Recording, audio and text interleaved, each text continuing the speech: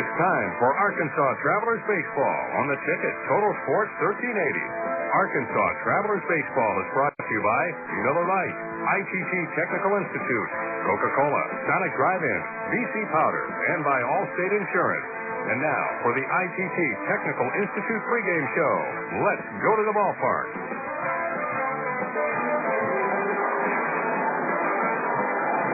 Live from Midland, Texas, Travelers Baseball is on the air. Hello again, everybody. This is Phil Elson. Welcome to the First American Bank Ballpark here in Midland. Tonight, minor league baseball in the Texas League presents the Arkansas Travelers and the Midland RockHounds. Game 1 of a 4-game series. Hi, and thanks for tuning into the broadcast tonight. We're live on the Trav flagship, the ticket, Total Sports 1380, as well as the Trav website, www.travs.com. This is the ITT Technical Institute pregame show. Well, we do it twice a year. Get on the bus, head about 10 hours out here to Midland for the West Texas Swing. 4 games in Midland, 4 games in El Paso, as the Travs get on the road for the second time this season after a homestand that finished with a 7-win, 7 games. Travs won 4 of those games. However, falling disappointingly on Sunday, a couple of losses to the Tulsa Drillers being swept in the doubleheader. Travs lost the opening game 7-4 on Sunday, allowing 3 homers to the Tulsa Drillers, who took a 5-0 lead before the Travs were able to answer. And then in the second game, Travs had a lead on a Nick Gorneau 3-run homer, and a Brent Del Chiaro solo shot had a 2-run lead, evaporated in the 6th inning. Jonathan Rowenhurst allowing a 3-run jack to Willie Morales, and the Tulsa Drillers, with that victory, pulled even with the Travs in the Texas League East Division with identical 6-10 records. Now the Travs out here in Midland, and they're going to be playing the 2 weakest teams in this division. Midland at 6 wins and 11 losses. They had a 7-game losing streak and have lost 7 of their last 10 games.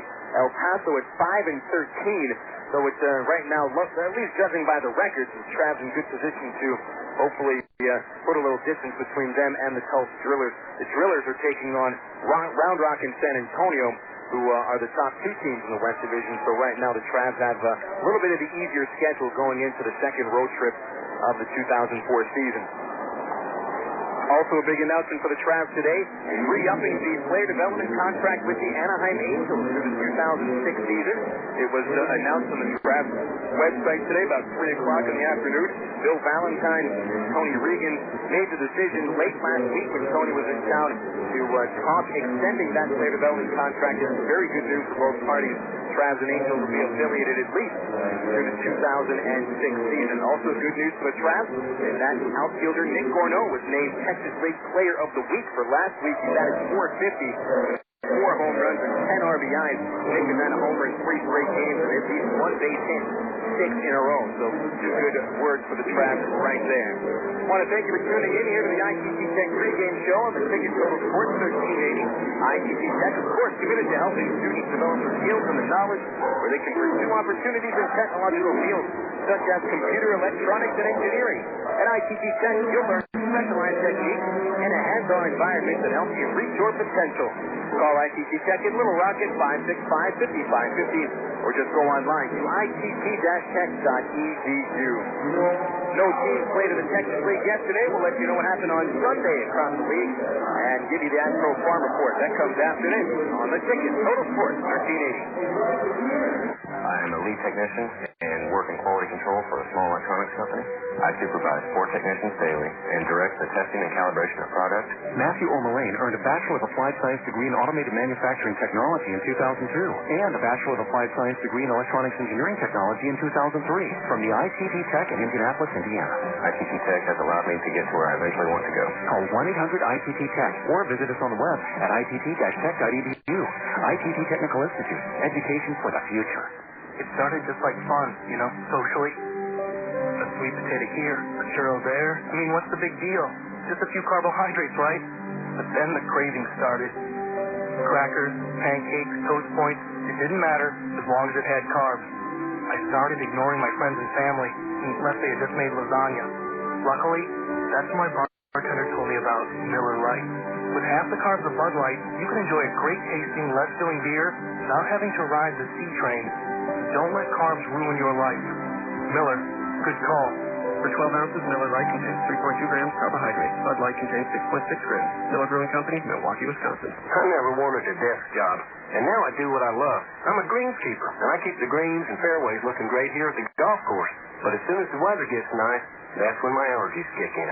Pollen gives me sinus headaches and makes my eyes all itchy and watery.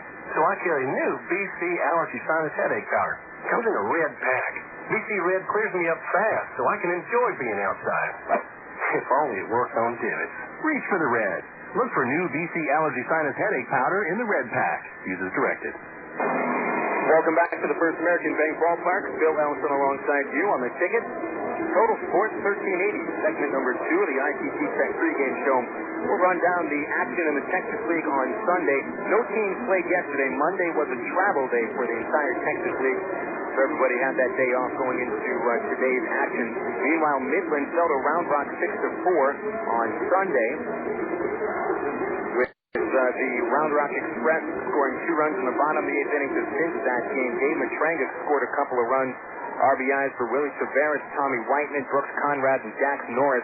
Round Rock's young starting pitcher, 18-year-old Ezekiel Estacio, ranked Midland over 6 innings, 3 hits. He struck out 7 batters for his 3rd win of the season. Jesse Carlson nailed down the final out for his first save of the year. Round Rock with a league best record of 13 wins and 5 losses. Frisco Rough Riders and Wichita Wranglers threw a doubleheader at Dr. Pepper 7-Up, with the Rough Riders picking up the winning game 1, getting 2 homers, one from Josh McKinley, the other from Will Smith. 5-4. Frisco was the winner in the first game, with Sam Narin getting his 2nd win. Frank Francisco saved his 3rd. In the nightcap, Wichita dominated, scoring 3 runs in the top of the 5th inning on Dean Brown. 7th home run of the season, and Wichita won that game 4-1. Eduardo Biazzi got the win, his 2nd of the year. Ryan Fairlocker saved it, his 1st of the season. San Antonio defeated El Paso on Sunday 3-1.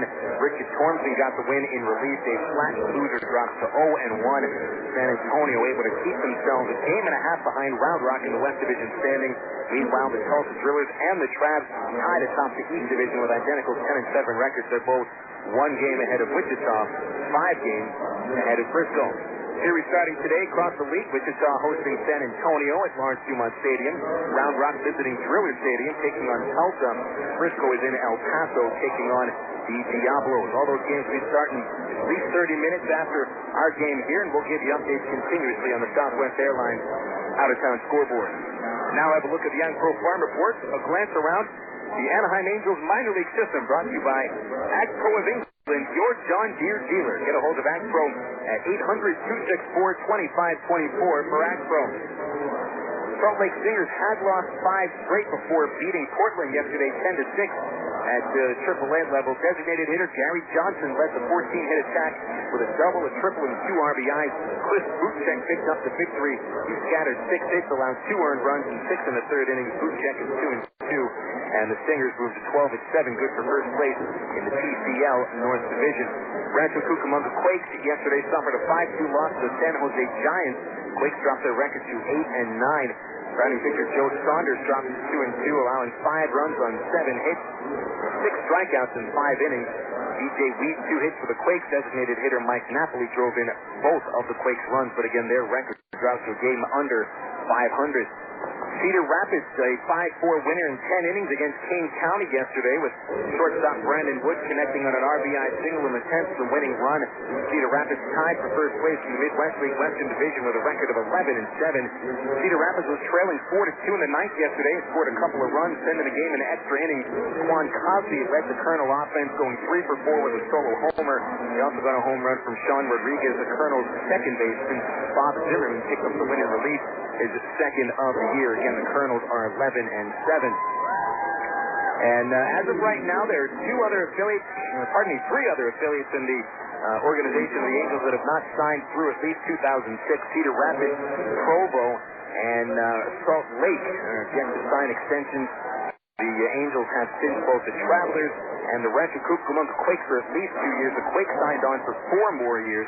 Travs signed on for 2 years, and that is good news for the Anaheim Angels and for the Arkansas Travelers. Let's take a break here on the ITT Tech pregame show. We'll return with a chat with Trav outfielder Nick Gorneau, who was named the Texas League Player of the Week. And that's right after this on the ticket. Total Sports 1380.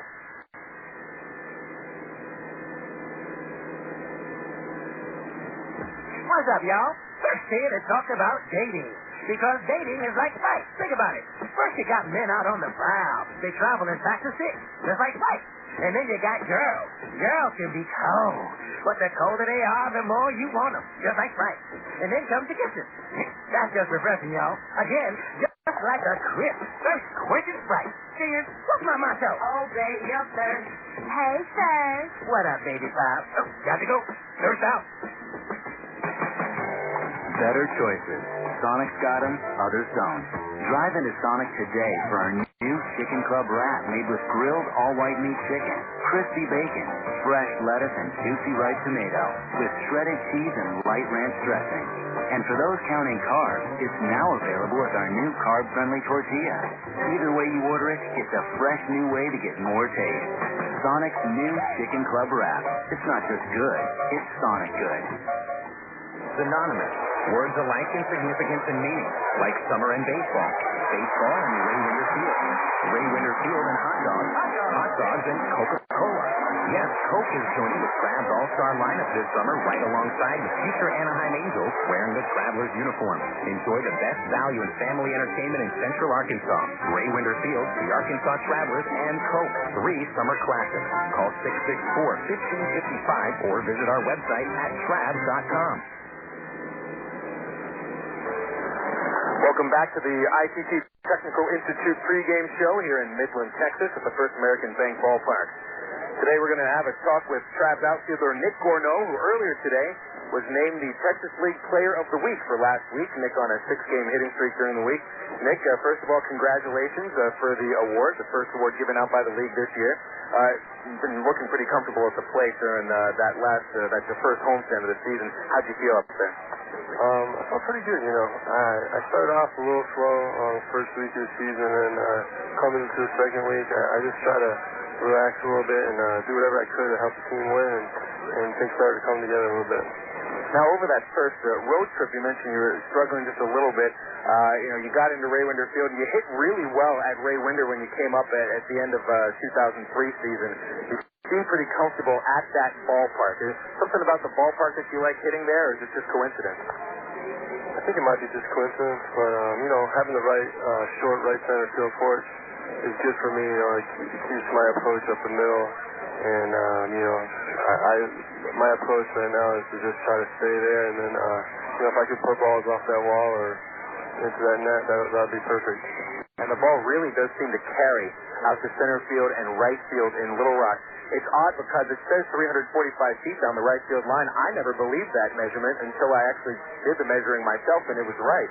So the ball really, it does seem to play a little bit shorter in Little Rock than it does to left. Well, it kind of cuts across to the center field, so to the right center field gap, so, the ball does carry that pretty well. Well, Nick joined the Traps at the end of the 2003 season for the month of August. He led all Angels minor leaguers last season with 91 runs batted in. Nick, I read where the Angels first got a look at you when you were playing for UMass at Fenway Park, playing, I believe, at the Beanpot Tournament. Now, I didn't remember that UMass was part of the Beanpot. There's, I think, 3 different Beanpot tournaments, maybe even 4. Explain to the people in Little Rock who probably don't know much about the Beanpot Tournament what the Beanpot Tournament is and who plays in it. Well, the Beanpot is more popular for hockey, I believe. It consists of Boston University, Boston College, Harvard, and Northeastern. When Boston University lost their baseball program, they invited UMass to go for baseball.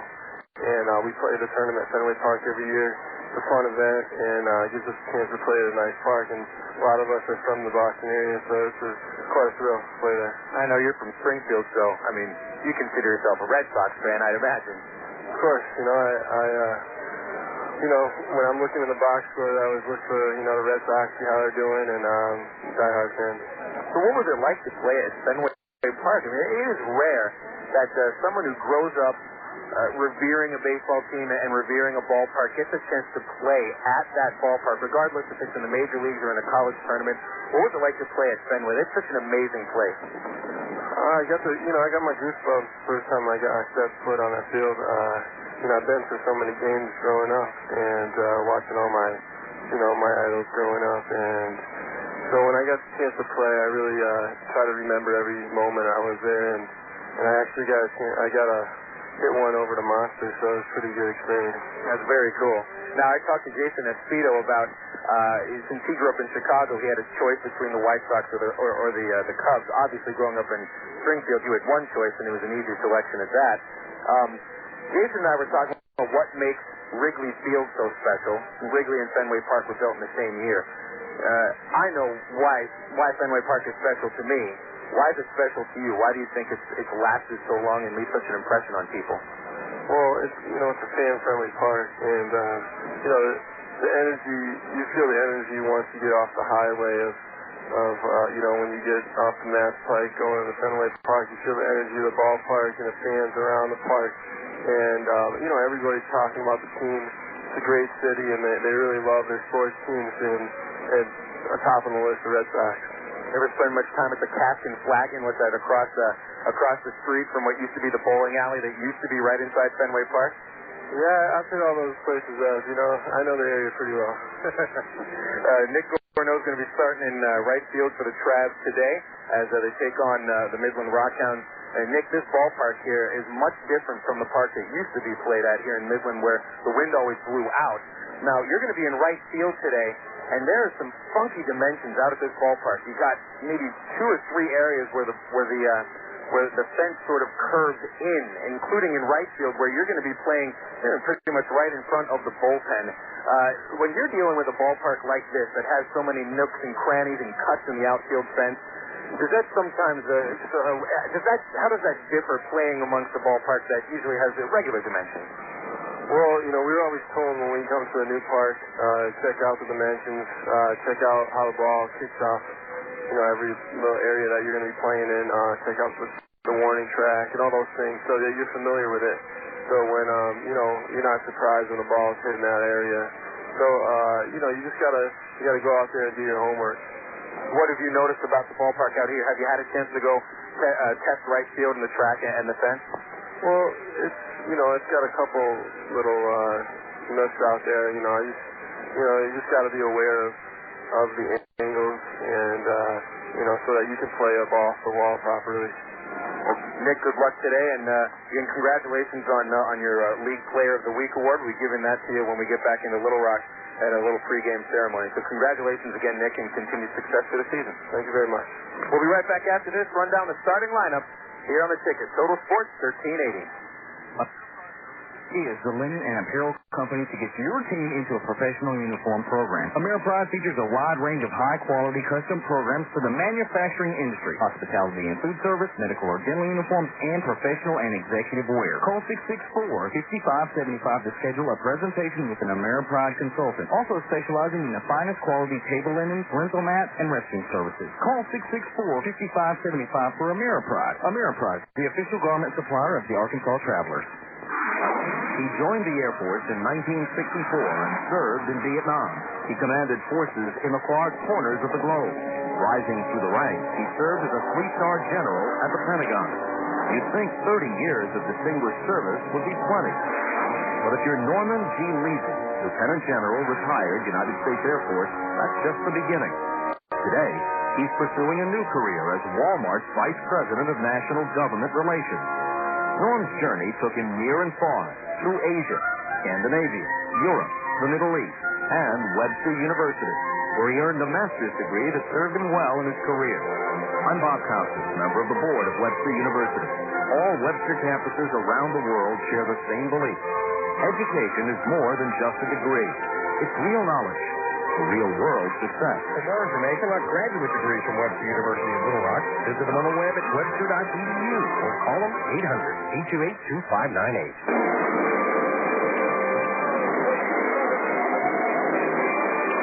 Getting set for first pitch out here at the First American Bank Ballpark in Midland, Texas. As usual, another blustery day in the Permian Basin. Winds coming about 20 miles an hour. They come in from right field, so the Travs left-handed hitters, they have to put a little extra oomph into the baseball in order to get it out of the yard today. Bill Elson with you here in Midland on the ITT Technical Institute pregame show. Again, up to the first pitch coming up pretty soon. Travs come into this ball game leading the Texas League with a .293 batting average, and also tied for the league lead with 173 base hits, ties him with Round Rock for most base hits in the league. Travs has scored second most amount of runs, and they're taking on a Midland pitching staff which is allowing almost 5 earned runs per game. The highest team earned run average amongst the 8 teams in the Texas League. Midland is .498, and their bullpen has really struggled. The Round Rock Express have pretty much made a living to start the season by coming from behind against the Midland RockHounds. They have blown 3 late leads already, and when you're only playing 17 games so far, 3 blown leads in the last 3 innings is way too many for a team in the first month of the season. The Midland RockHounds, with an earned run average of .598, but their bullpen ERA is almost 6.5. So this is a team that usually will need to build up a nice large lead in order to hold it. However, interestingly enough, while the Travs have been one of the most productive offenses in the Texas League, that has not been the case over the final 3 innings of the game. Travs, in their last 14 games, have only been able to score 9 runs in innings 7 through 9. So, again, the Travs might be the kind of team that builds up an early lead. The bullpen has been able to hold on to more leads than Midland has, notwithstanding the Travs blowing Game 2 on Sunday, even though they had a 2-run lead late in the ball game. A little bit of delay before the first pitch of the game today, and right now we have a young girl standing behind home plate with a microphone in her hand, and she's about 3 feet tall, and she's standing there all by herself. She's waiting for someone to tell her to sing the Star Spangled Banner, but we're not quite sure if the RockHounds are introduced to the field first, and then the song is sung. But right now, let's try to get into the starting lineup as far as we possibly can. We will begin with the Midland RockHounds. They are, of course, the AA Texas League affiliate of the Oakland Athletics. Their manager is Webster Garrison, first year as the RockHounds skipper. Freddie Bynum leading off. He'll be in center field. Bynum, a converted shortstop, then a converted second baseman, and now starting in center field for the RockHounds. The Midland shortstop is Mark Kiger. He'll be batting second. Hitting in the 3-hole is Mark Kean, the third baseman for the RockHounds. Designated hitter Jeremy Brown cleans up today with John Baker batting fifth. He's Midland's starting catcher tonight. Steve Jackson starting in the 6th hole. He's at first base with Brian Sellier hitting 7th.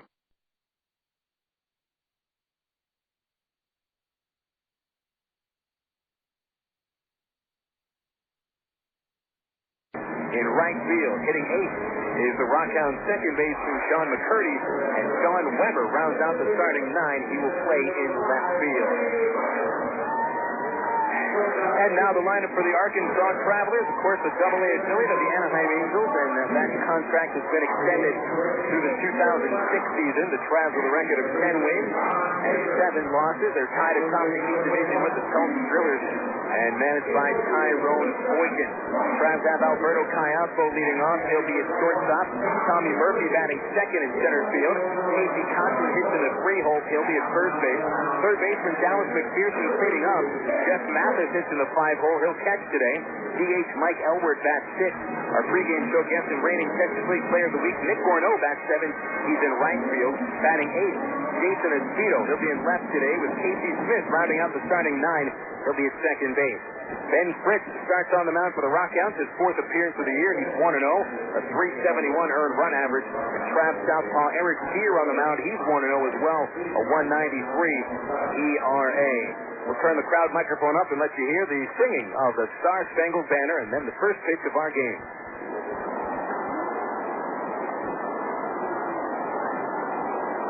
First, I believe, a moment of silence for fallen soldier. I have to apologize, not knowing the soldier's name, but there was a soldier who was just buried in nearby Fort Stockton, I believe, just yesterday. And now the Star Spangled Banner.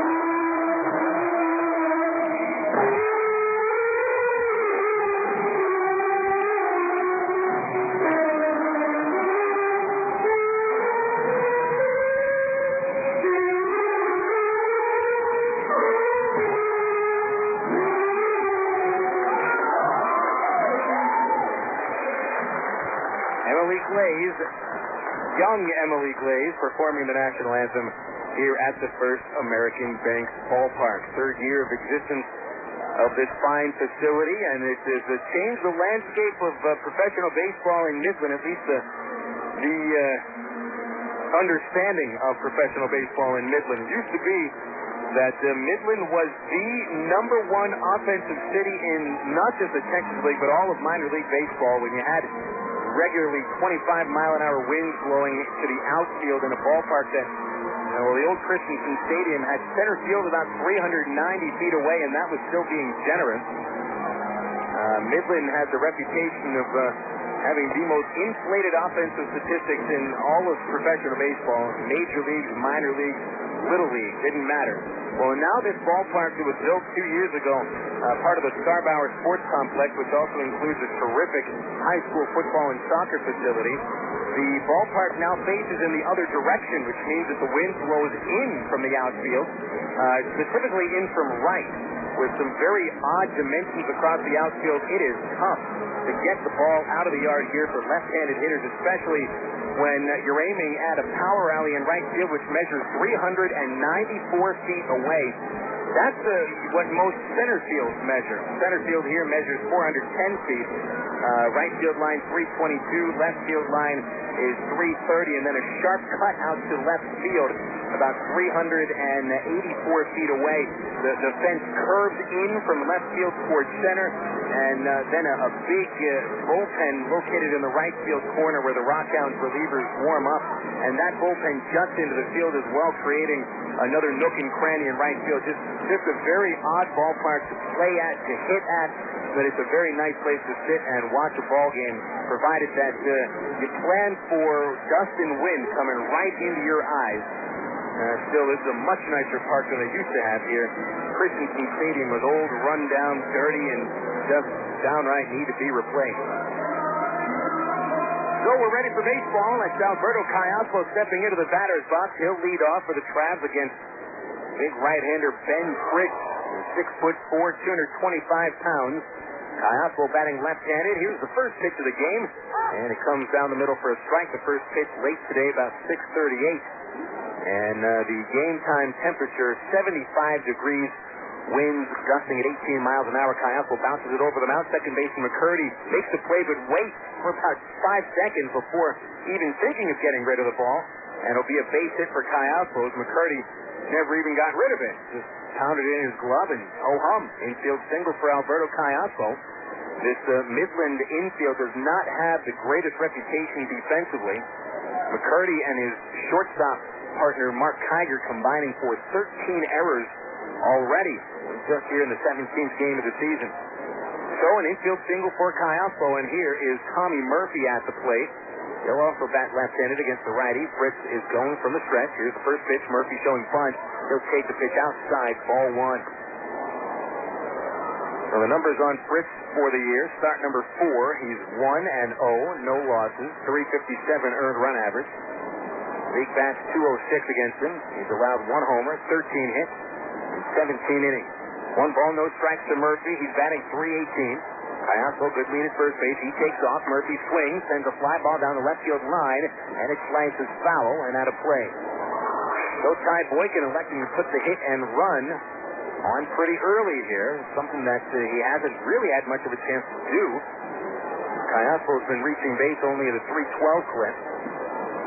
But with Alberto on base and Murphy hitting the way he has, it does make some sense. Caiazzo takes that very same lead, about 5 steps away. The 1-1 to Murphy, swing a little bouncer towards the right side of the infield, bobbled by the pitcher Fritz as he clambers off the mound, but he's able to recover the ball and flips to the first baseman Jackson for the out. So that pretty much worked as a sacrifice bunt, so it goes down in the stat books as an at-bat for Murphy. Caiazzo gets to second base, and that'll bring up Casey Kotzman to be the umpires for this series. The exact same crew that was with us in Little Rock for the Driller Series. Tonight, Hitoshi Uchikawa is calling balls and strikes. Crew chief Jason Kaiser at third base, and Chris Tiller at first. Here's Kotzman, who had an 8-game hit streak end on Sunday's doubleheader. He went 0 for 5. Another left-hander. First pitch on the way. Casey pops it up. Shallow left field from shortstop.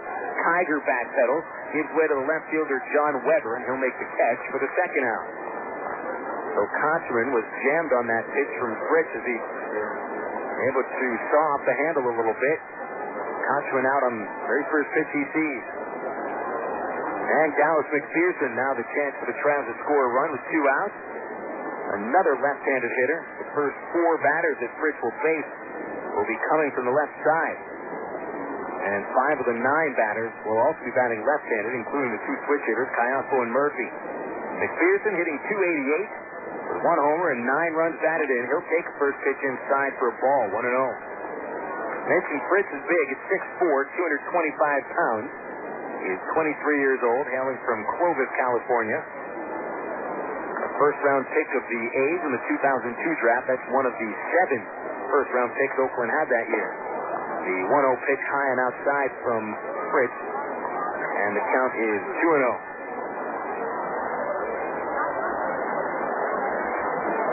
Fritz throws a fastball in the low 90s. He'll top out at 94. Features a slider and a couple different styles of changeups, which we haven't seen yet. 2-0 to McPherson, tapped over the mound towards second baseman McCurdy. He'll make the play and get rid of it this time to first.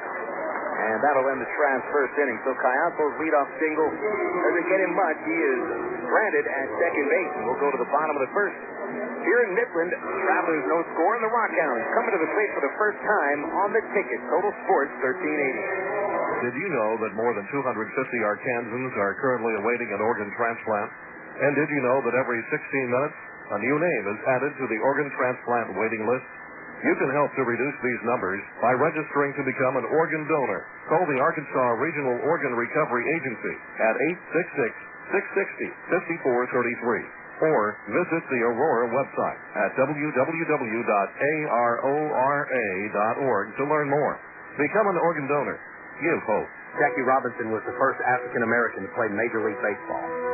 While breaking baseball's color barrier, he faced angry crowds in every stadium. While playing one day in his home stadium in Brooklyn, he committed an error. His own fans began to ridicule him. He stood at second base, humiliated, while the fans yelled. Then shortstop Pee Wee Reese came over and stood next to him. He put his arm around Jackie Robinson and faced the crowd. Robinson later said that arm around his shoulder saved his career.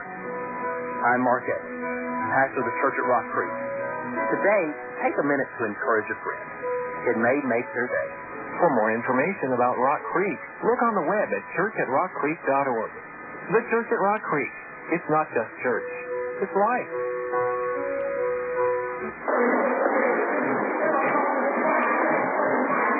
Traveler Baseball returns here to the ticket. Total Sports 1380. A little bit of an early start time than we're used to. Most games, of course, begin 7 o'clock, 7:30. But out here in Midland, they're starting their April games 30 minutes earlier. A little bit of an experiment. And right now, the ballpark mostly empty. Slowly be coming in. RockHounds in their first homestead average 3,375. About 75 less than the Travs average on their first homestand. Travs did drew up pretty well for that first homestand, especially considering the rainy conditions over the weekend. Eric Steer on top of the mound for the Travelers. He'll face Freddie Bynum, Mark Kiger, and Mark Teehan in the first inning. Steer making his 5th appearance of the season, his 4th start. He's 1-0. Bynum, a left-handed batter, tough out. Takes the first pitch for a strike on the inside corner from Eric Steer. Bynum batting .328, no homers, 5 RBIs. When he makes contact, puts it on the ground, he is tough. He is very fast. A nice slider from Eric Steer, called strike on the outside corner, and it's 0-2. Steer's earned run average 193, ranking him the 6th lowest in the Texas League to start the season. Here's the 0-2 pitch. Bynum swings, sends it over shortstop to left field for a base hit. Hustling to the gap is Espedo. He'll cut it off and get it back to the infield. Nice piece of 2-strike hitting by Freddie Bynum for a leadoff single. There's one difference between Bynum this year and last year. He has had a history of striking out quite a bit. He was able to shorten up on the bat first time up. Bynum struck out 135 times last year. So far, only 16 strikeouts. Here's Mark Kiger. Really don't expect a sacrifice bunt, not with the Athletics AA affiliate playing here. And he's not going to show bunt. He'll take it high for a ball. You rarely ever see a sacrifice bunt from a farm team of the Oakland Athletics. A's will only have the RockHounds sack bunt 4 times this season. They view that as a wasted at-bat. The 1-0 to Kiger. Right-handed batter takes it high from Sear. 2-0. Kiger hitting .273, no home runs, and 7 runs batted in. He's 5'11", 180 pounds. Out of the University of Florida. 2-0 count on Kiger. Bynum at first base, held on by Kochman. Sears delivery, again high, ball 3. So Sear with 3 consecutive fastballs. It will be strikes to a batter who is 6'4", but not to Kiger, who's 5'11". We're seeing him take this next pitch pretty much for sure. The 3-0. And he put it down the middle. Called strike 1. Sears been mostly in the strike zone to start the season. 18 2/3 innings, only 4 walks with 19 strikeouts. Only walked a batter in each of his last 2 starts. 2 walks over 12 2/3. 3 balls and a strike to Kiger. And a long pause. Bynum takes off. The pitch is high. Ball 4. Bynum gets to second base. Kiger to first. The base on balls. The 9th walk that Kiger has allowed this season. So that brings up Mark Teahan, who's been the top hitter thus far for the RockHounds. On a team hitting .267, he's hitting .354. Teahan leading the RockHounds with the .354 batting average. 1 homer, 15 runs batted in. He ranks 5th in the league in average. Infielder looks to turn 2. Teahan, a left-handed batter. He'll take a first pitch strike from Sear. On a nice little slider on the inside corner.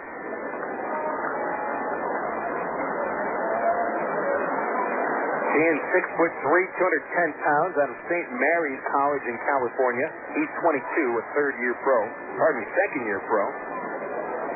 Here's the 0-1, and a fastball called strike 2 from Sear, so he gets ahead of Teahan, 0-2. Teahan is a third-year pro. We'll get that correct this time. 39th overall selection of the 2002 draft. Again, the A's had 7 first-round picks that year. Here at the set position, and the 0-2, a curveball, grounder to the second baseman Smith, to the shortstop Cayaspo, 1 out, relay to first, double play, rack 'em up. 4-6-3, and Teahan basically could have just walked that grounder out to the second baseman, Casey Smith. He was positioned only about 7-8 feet away from second base. Easy 4-6-3. So 2 outs, and Bynum advances to third, and here's Jeremy Brown. Brown might be the most famous player in the Texas League, strictly because of the book that was written last year, Moneyball, centered around the 2002 draft of the A's, of which Brown was the oddest selection as he takes a pitch outside for a ball. Brown played his college ball at the University of Alabama and was not highly regarded by many professional scouts. Didn't think he ran very well. He wasn't impressed with his arm. Hitting ability was okay. The A's liked his college numbers, however. High on base percentage and a good bit of power. The 1-0 pitch low and inside, and it's 2-0. Brown, a very patient hitter. He'll work the count deep, as most athletic hitters will. But a lot of teams felt like Brown could have been selected even in the teens, and maybe even in the early 20th round. The A's, however, picked him 35th overall. Gave him a $350,000 signing bonus. The 2-0, and Brown will take a fastball inside. Count 3-0, so Sear to the first and third hitter starts off 0-2. Starts off to the second and fourth hitters 3-0. Can't pitch from behind like that too often. Even though Brown's batting .190. 1 homer, 5 RBI. Sear's 3-0 pitch A strike right down the middle as he took something off the fastball, and it's 3-1. Just underway here in Midland at the bottom of the first inning, 2 outs, and there is no score, not yet. Here will pitch from the stretch, got the sign.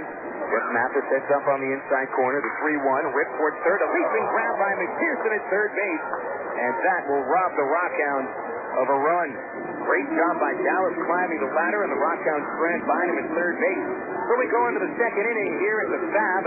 Travs and RockHounds no score on the ticket. Total Sports 1380. Go your own way with National Car Rental. Take a one-tank trip and discover Arkansas. National's great weekend special assists want you need to take a trip to the Ozarks or get your friends together and rent a minivan to visit historic Eureka Springs. National offers a wide choice of sizes and styles, from luxury cars to vans and sport utility vehicles. Unlimited mileage rates are available.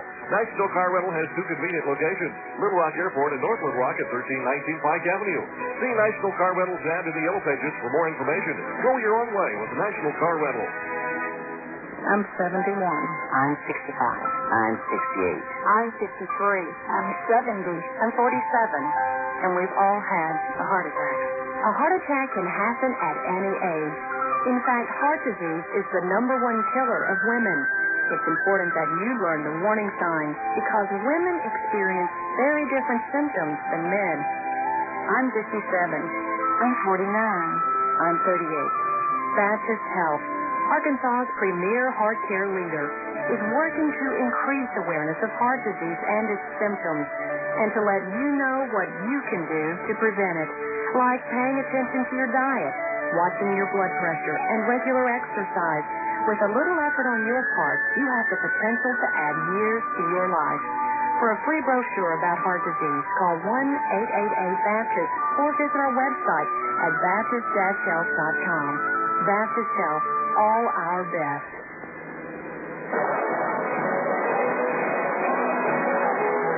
Midland RockHounds came about 3 inches away from taking a 1-0 lead in the first inning. But Dallas McPherson on a leaping catch, robbing Jeremy Brown of a line drive down the left field line. And that keeps us scoreless as we are in the top of the second now. Jeff Mathis will lead off against Ben Fritz. The Travelers sending their 5, 6, and 7 hitters against the big righty, Brandon Kyle, at second base after a leadoff infield single. Mathis hitting .314, right-handed batter with 2 homers and 9 RBIs.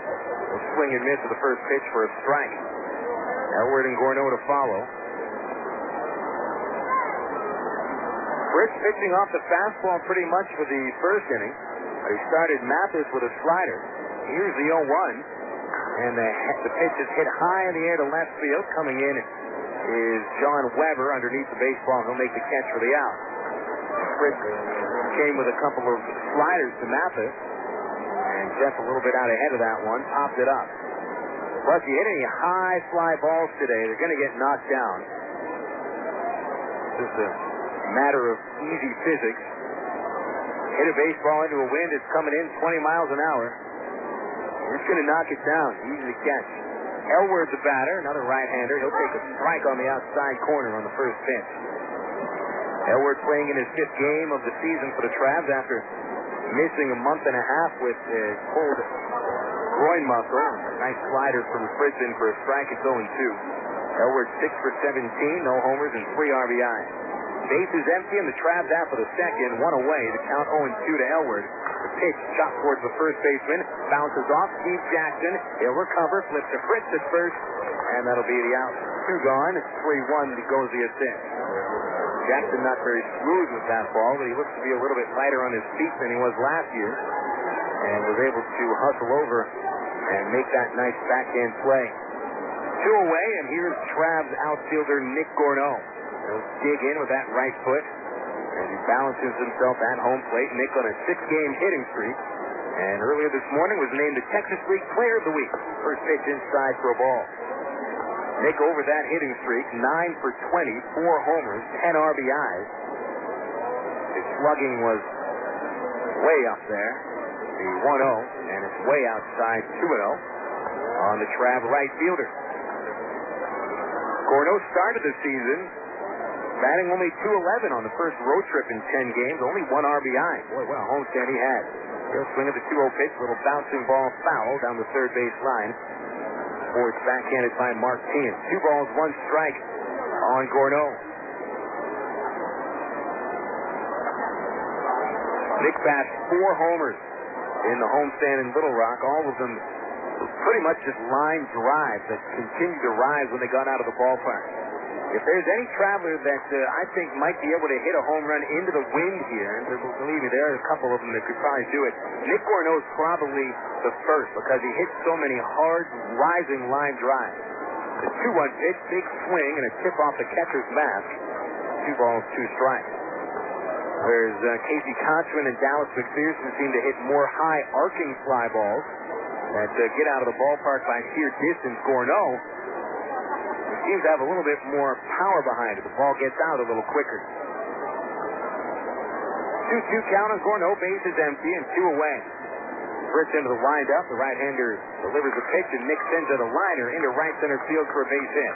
Freddie Bynum hustles to the gap. He'll cut it off, and Gorneau, always an alert base runner, will keep himself to a 2-out single. So that'll make it a 7-game hitting streak for the Travs right fielder. Bring up the left fielder, Jason Esposito. A little more information about Fritz. He was a catcher and first baseman playing college ball at Fresno State. He also pitched on occasion. First offering to Esposito is low and away for a ball. Jason, a left-handed batter, hitting .315, 3 long balls, 10 RBIs. Fritz becoming a full-time pitcher during the 2002 season. And pitched about half of last year, had tendinitis issues. Ball 2, high and outside to Esposito. We might get a good pitch to hit here. And the RockHounds outfielders positioning themselves towards left. So Esposito, if he yanks one to right center field, that power rally, 394 feet, it could roll a long way. The 2-0, Jason swings a hard grounder up the middle, base hit center field. Turn to the corner, second Gorneau. He'll stay put now as Bynum comes up to the ball in center. So a couple of 2-out singles for the Travs corner outfielders. Esposito's grounder almost took Fritz out, almost knocked him on his backside just by hitting his ankle. So Gorneau to second, Esposito to first, and the number 9 batter, Casey Smith, stepping in.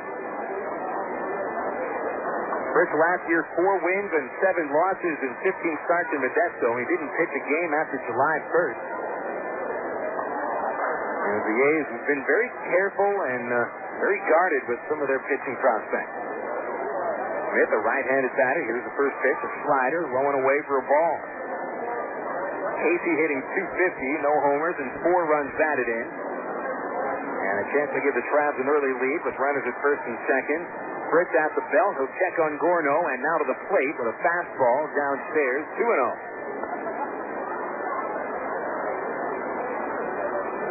So Fritz fell behind Esposito. 1-0, gave up the single up the middle. See what Casey Smith does on 2 balls, no strike. Here's the pitch. A fastball. Casey swings, pops it up out of play on the first base side, and over the grandstand.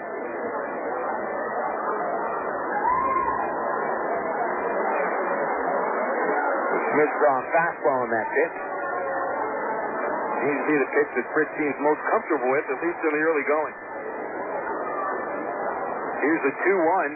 Smith takes it inside off his belt. Almost got him on the hip. 3 balls, 1 strike. On deck is Alberto Caiazo. And one more pitch out of the strike zone loads the bases. Then Fritz ready. The runners take off. The pitch is high. Ball 4. Load him up for Alberto Caiazo. So Fritz offers up the walk. The 8th walk he's allowed in a little bit under 19 innings for the year. Against 13 strikeouts. He does have a wild streak in it. And now he has to face a batter in Caiazo who's more diminutive than Casey Smith at the plate. And Alberto very aggressive. Bases jammed, 2 outs. Caiazo had an infield single in the first inning. And he'll take ball 1, low and away. Alberto with 6 runs batted in. gets his first chance to hit with the bases jammed this year. Here's a 1-0 from Fritz. Fastball for a strike. Called on the high outside corner. Crossed just out the letters of Caiazzo, who stands 5'9". 1-1 count to Caiazzo, holding the bat. Parallel to the ground, waving it back and forth. He'll swing at a pitch, line drive to right field, base hit. Here comes Gorneau to score. Espino rounding third base. Throw in from right field is not in time. A 2-run single for Alberto Caiazzo. Boy, sitting fastball on 1-1, and Alberto rips a line drive over the first baseman's head. Right fielder Sellier never had a chance to catch Espino at the plate. His throw bounced about 5 times before it was cut off. So Trav's at the corners now with Smith advancing to third base on the 2-out single. 4 consecutive batters have reached with 2 outs.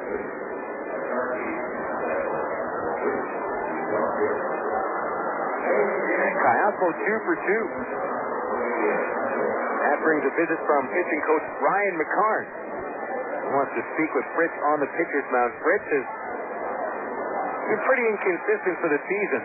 In his first 2 starts, he allowed only 3 runs, all in 12 and a third innings, and then Round Rock knocked him out in the 5th inning. 5 days ago at the Dell Diamond, he allowed 5 runs on 6 hits and 4 2/3. So Fritz already looks pretty inconsistent today. Pitched very well in the first inning. Started off the second inning by getting 2 outs on only 5 pitches. Then Gorneau and Espino each with singles. Fritz walked Smith to load the bases, and Caiazzo with a 2-run single to right field. Back in the dugout, and here's center fielder Tommy Murphy. Again, Trav's at the corner, Smith at third, Caiazzo at first, still 2 outs. And Fritz step off the rubber. Murphy bounced out to first base, last inning. They're going to pitch him inside. First offering swung on, fly to left field. Weber back a couple steps at the can of corn, and he puts it away, putting the Travs away in the second inning. However, Arkansas scores 2 runs.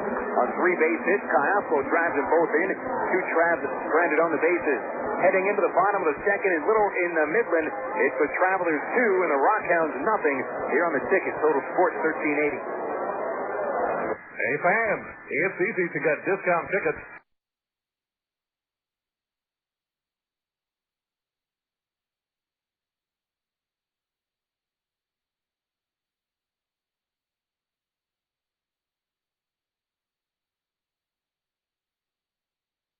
To Travs games all year, thanks to Ready Ice. Arkansas's #1 ice company, Ready Ice presents Ready Ice Wednesdays at Ray Wonder Field. Just pick up a discount coupon for any Wednesday Travs home game anywhere Ready Ice is sold, like most Shell and Exxon gas stations. Bring the coupons to the Travs box office for $3 general admission tickets to any Wednesday home game. Ready Ice Wednesdays at Ray Wonder Field all season long. Thanks to Arkansas's #1 ice company, Ready Ice.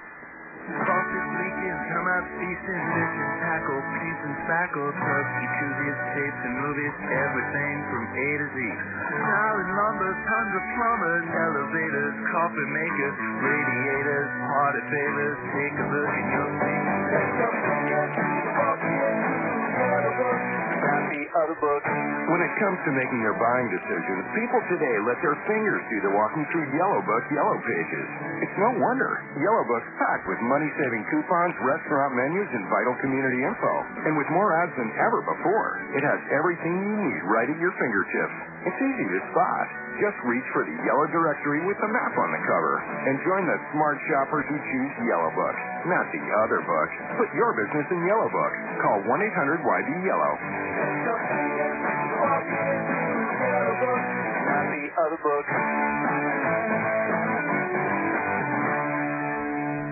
You're listening to Arkansas Travelers Baseball on the ticket. Total Sports 1380. KDXE, North Little Rock.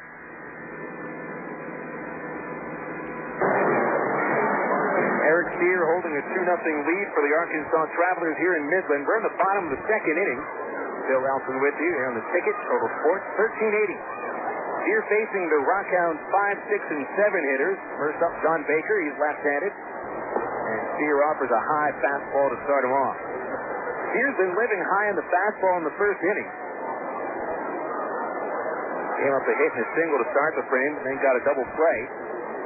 Here's the 1-0 to Baker. Slider downstairs, 2-0. Here was also high in the strike zone of Jeremy Brown when he ripped a line drive that McPherson grabbed from midair. Otherwise, right now this game might be tied. The 2-0 to Baker, and a slider for a strike on the outside corner. Nice pitch. 2-1. Steve Jackson on deck, and then Brian Sellier. Baker rated as one of the top catching prospects for the Athletics, along with Jeremy Brown. Baker a little bit more advanced defensively. 2-1 pitch, a slider low and away, 3-1. This year, Baker hitting .317 with 2 long balls and 12 RBIs. He's tied for the team lead with 2 home runs. 3 balls, 1 strike to Baker as he starts off the bottom of the second and will send a liner up the middle for a base hit. Steer painted a fastball low and outside, and Baker taking it right back up the box for a leadoff base hit. Here's Steve Jackson. This RockHound lineup is a little bit bereft of the power that we're used to. Last year, Dan Johnson matched 28 home runs, and the season before, Graham Coons did, I believe it was 34 home runs, both to lead the Texas League. But there doesn't seem to be really that one player on the RockHounds starting lineup this season that is going to strike any fear into the pitcher's heart. Jackson has a little bit of power, launched 9 homers last year, playing about half the season. Big right-hander, but also good chance to double play. First pitch, a strike on the inside corner, and it's 0-1. Travelers 2, RockHounds nothing. That's the score in the bottom of the second inning. Midland getting a base hit to start the frame. Baker leads away from first. He's held on by Kochman. Travs have already turned 1 double play today. And then Jackson, a guy who's 6'5", 235 pounds, who runs like he's 6'5", 235 pounds. The 0-1 swung on and fouled back into the screen. 0-2. Comfortable night here in Midland. It's very temperate. 76 degrees. Winds have calmed down. They were gusting up to about 20 first pitch. Now they're down to about 10 miles an hour. Very calm night now. 0-2 on Jackson. Steer delivers, and it's a liner foul off the first base foul fence. And back into the RockHounds dugout. RockHounds dugout on the first base side. Travs over on the third base area. The protective net for the stands extends basically from the end of one dugout to the other. It should be pretty tough for fans to get a foul ball here if they're sitting in the box seat. The 0-2 inside. Nice pitch by Steer as he tries to reclaim that inside portion of the plate from Jackson. 1 ball and 2 strikes. The gap to right center field for Jackson.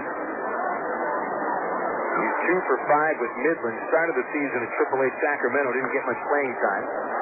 And he just pokes 1 foul out of play to stay alive again. Still 1-2.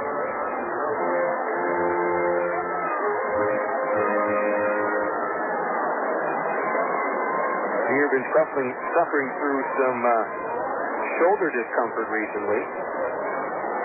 Eric's one of those pitchers who seems to have some kind of pain in his arm every time he throws. The 1-2, a little breaking ball, hit foul off of his own foot. So Jackson rolled that ball to McPherson at third base, who was charging in to try to start a double play. But apparently Jackson hit it off one of his little piggies.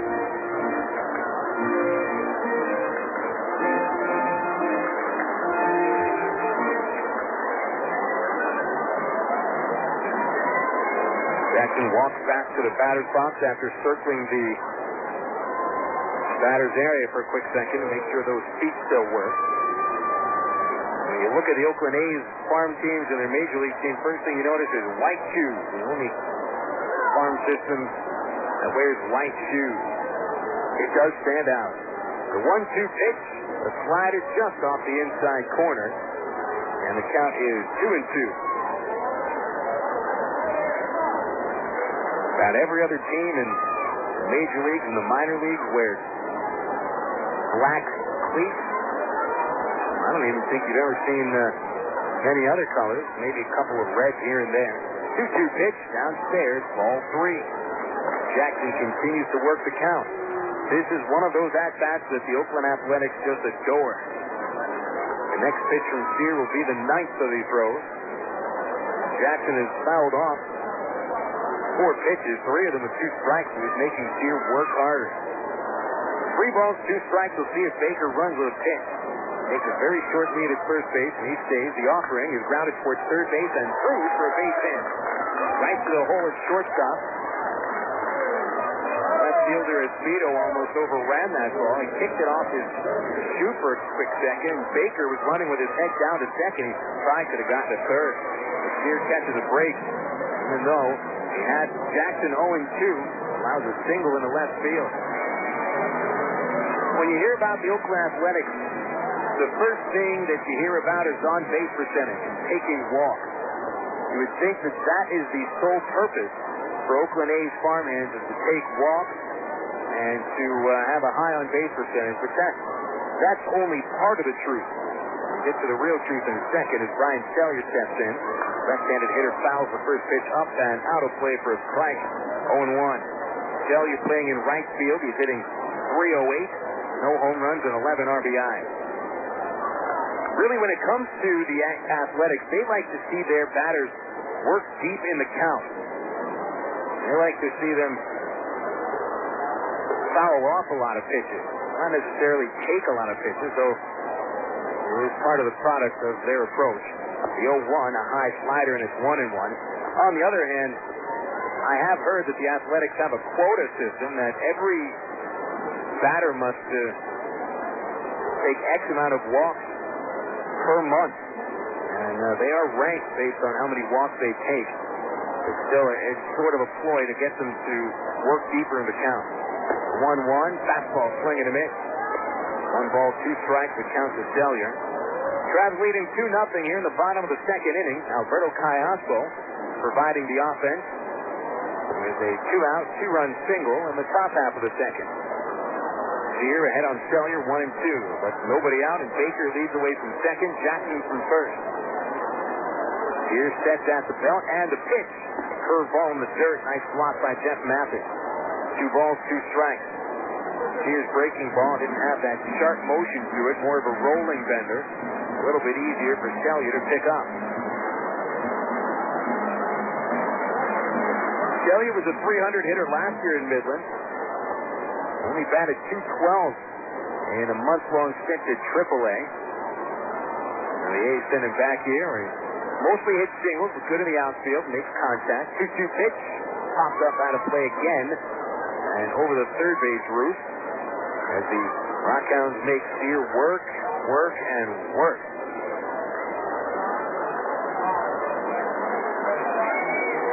Outfield position for Sellier to go the opposite way, towards left.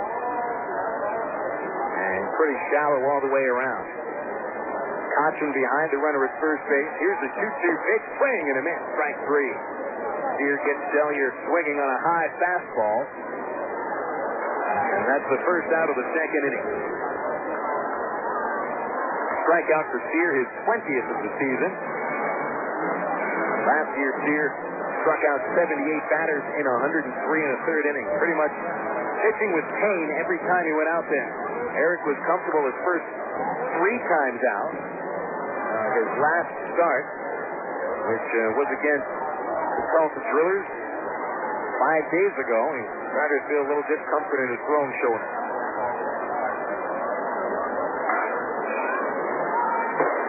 Here's John McCurdy. He'll take a first pitch strike. Snap throw to first by Mathis. He almost picked off Steve Jackson. But he got back in there. Count 0-1 on McCurdy. Boy, what did buzz get brought to him here in the broadcast booth? I've talked about it before. First American Bank Ballpark has the best food in the Texas League, bar none, not even close. Homemade southern fruit from scratch. And it looks like Buzz got himself a little ice cream puff. Pitch fouled back to the screen by McCurdy, another first-round pick of the Athletics. You can eat that right in front of me, aren't you? Well, enjoy it, Buzz. Buzz got us out here to Midland yesterday.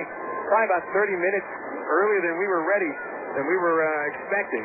So eat away, Buzz. You deserve it. 0-2 count on McCurdy. Sears' delivery is high and outside. 1-2. Buff got out of Little Rock a little bit late yesterday, and a little bit late, about 2.5 hours late.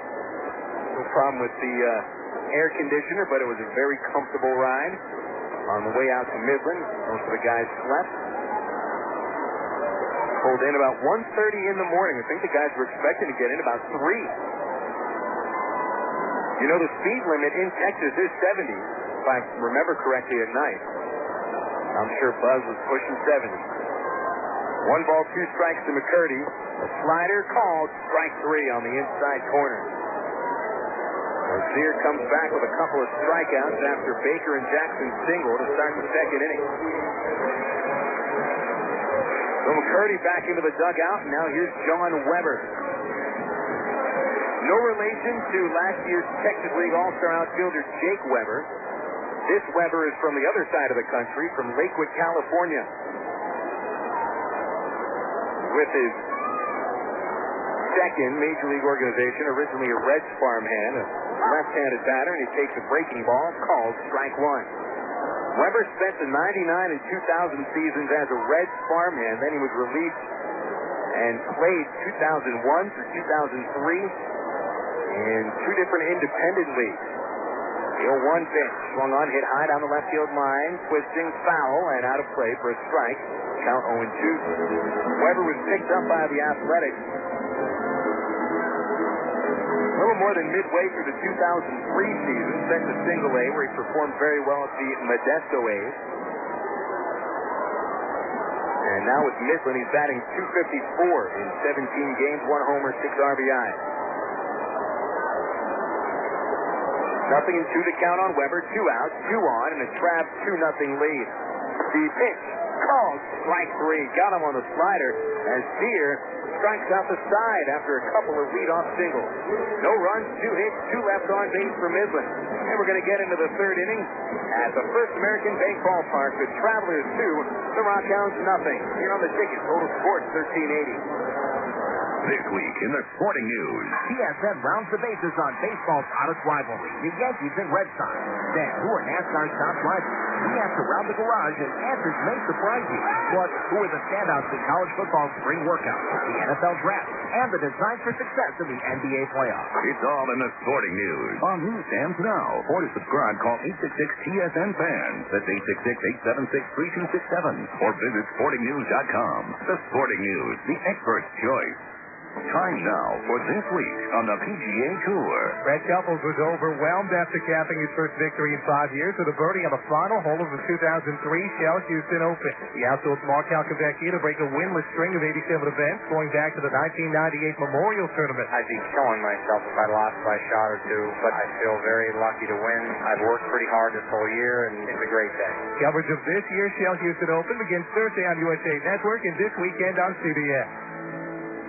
I joined the Navy because I had a plan. I wanted to work for myself. The Navy taught me the discipline I needed to achieve that goal. It gave me the strength, body, and mind. And the knowledge to get ahead. It was the building blocks for my success.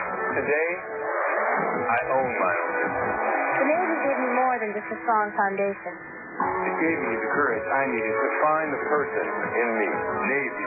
Accelerate your life. For more information, call 1-800-USA-NAVY or visit Navy.com.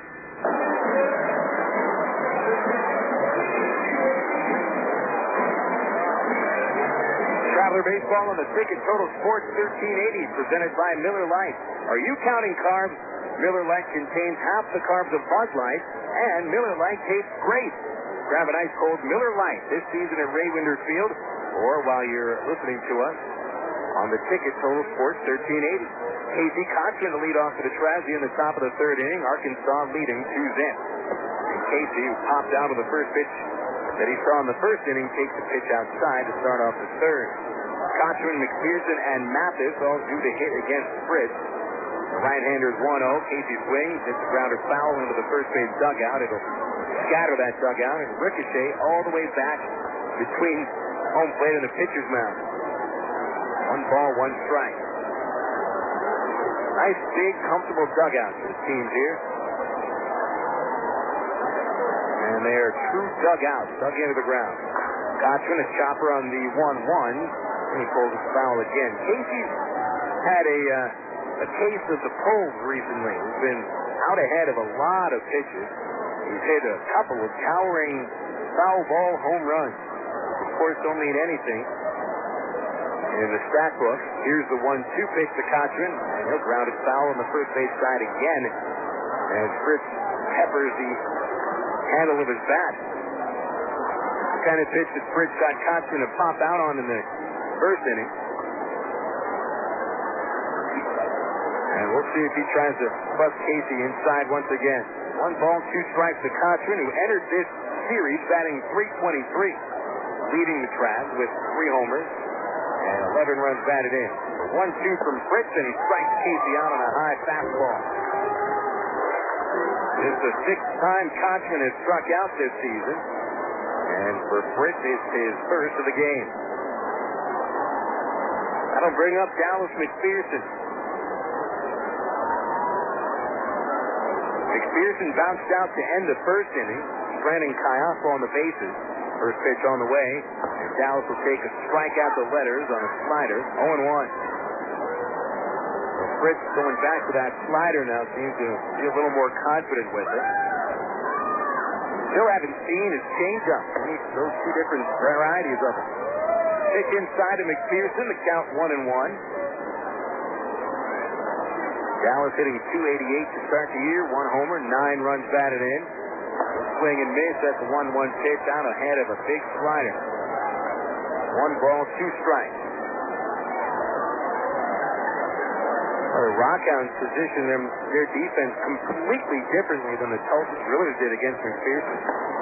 The 1-2 inside fastball missing the plate, 2-2. Whereas the Drillers positioned an infield shift for McPherson to pull the ball on the right side. They fan the defense back evenly here in Midland. A 2-2 inside, now the count's full. But the left fielder, John Weber, is positioned close to the line in left field. They're opening up a huge gap to Dallas' strong point, right center. Payoff pitch. Low and outside, ball 4. McPherson will take his base.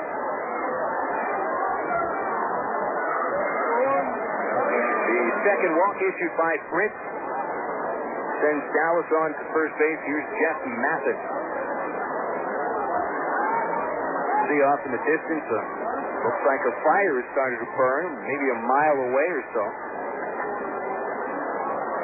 That's normal out here in Midland, one of the #1 oil cities in the country. Mathis takes a curveball for a strike. A little rolling curve for Fritz. Didn't have that sharp slider type break. Remember at the old ballpark, we could even see one of those dinosaur oil pumps off in the distance. The 0-1, going outside, 1 ball, 1 strike. 2-0 Travs leading here in the top of the 3rd. Lights have been turned on. They haven't yet taken their effect. Still plenty of hours of sunlight left, maybe about another 45 minutes. Well, I guess that's 3/4 of an hour, huh? Not plenty of it. Long pause by Fritz to get the sign. Mathis slide out in the second. Here's the pitch. Downstairs, 2 balls and a strike.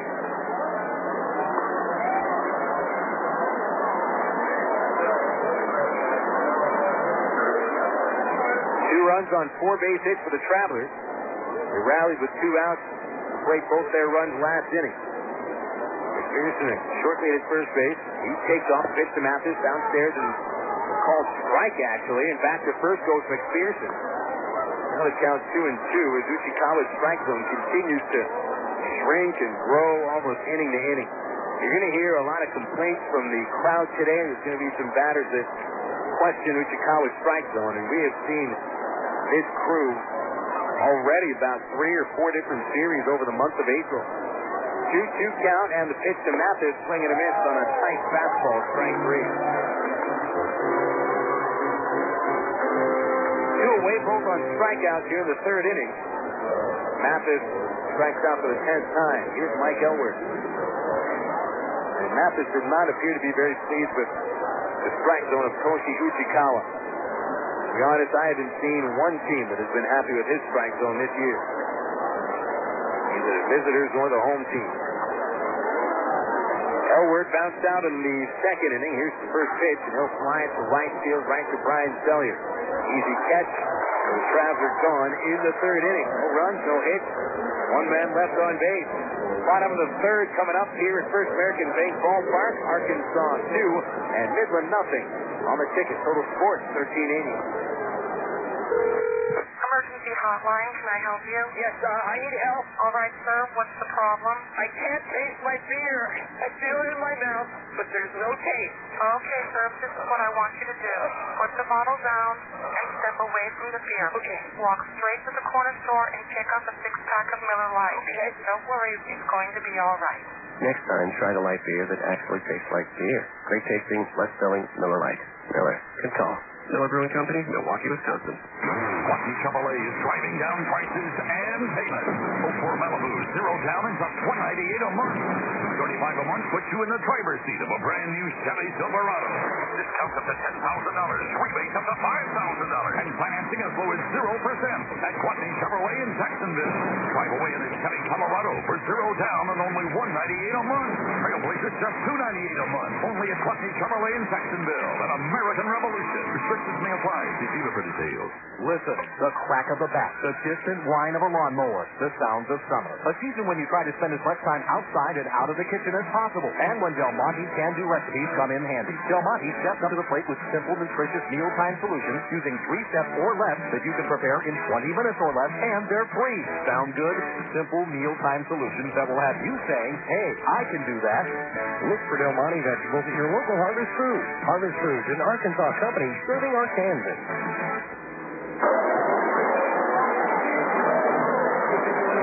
Bottom of the third now here at the FAB, the FABB, First American Bank Ballpark. 2-0 lead for the Arkansas Travelers as Eric Steer takes them out once again. He has faced 9 RockHound hitters, allowing 3 hits and a walk. He has struck out 3 batters, the last 3 men he faced in the second inning. He also got 1 double play. Top of the order now for the RockHounds. Freddie Bynum leading off, followed by Mark Kiger and Mark Teahan. Bynum singled in the first inning, and the corner infielder is fielding a bunt. Bynum squares around and takes a pitch outside for a ball. Freddie Bynum might have the highest pitch voice in the Texas League. Sort of sounds a little bit like Mike Tyson. I can remember talking to him correctly last year. 1-0 is low and away, 2 balls, no strikes. Bynum out of Spartanburg, North Carolina. Played his college ball at Pitt Community College. Here's the 2-0 pitch from Steer. Swing and a miss on a curveball. Nice pitch, 2-1. Bynum last year hit .263 for Midland. Hit 9 triples, which was up amongst the league leaders. Stole 22 bases. Did have a fairly good year.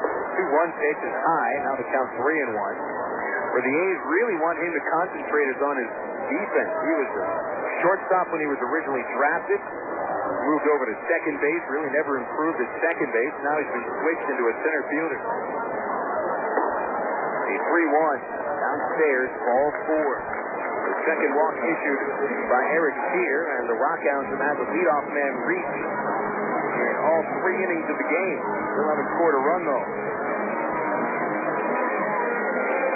That'll bring up Kiger, who took a walk in the first inning and was forced out on the front end of the double play.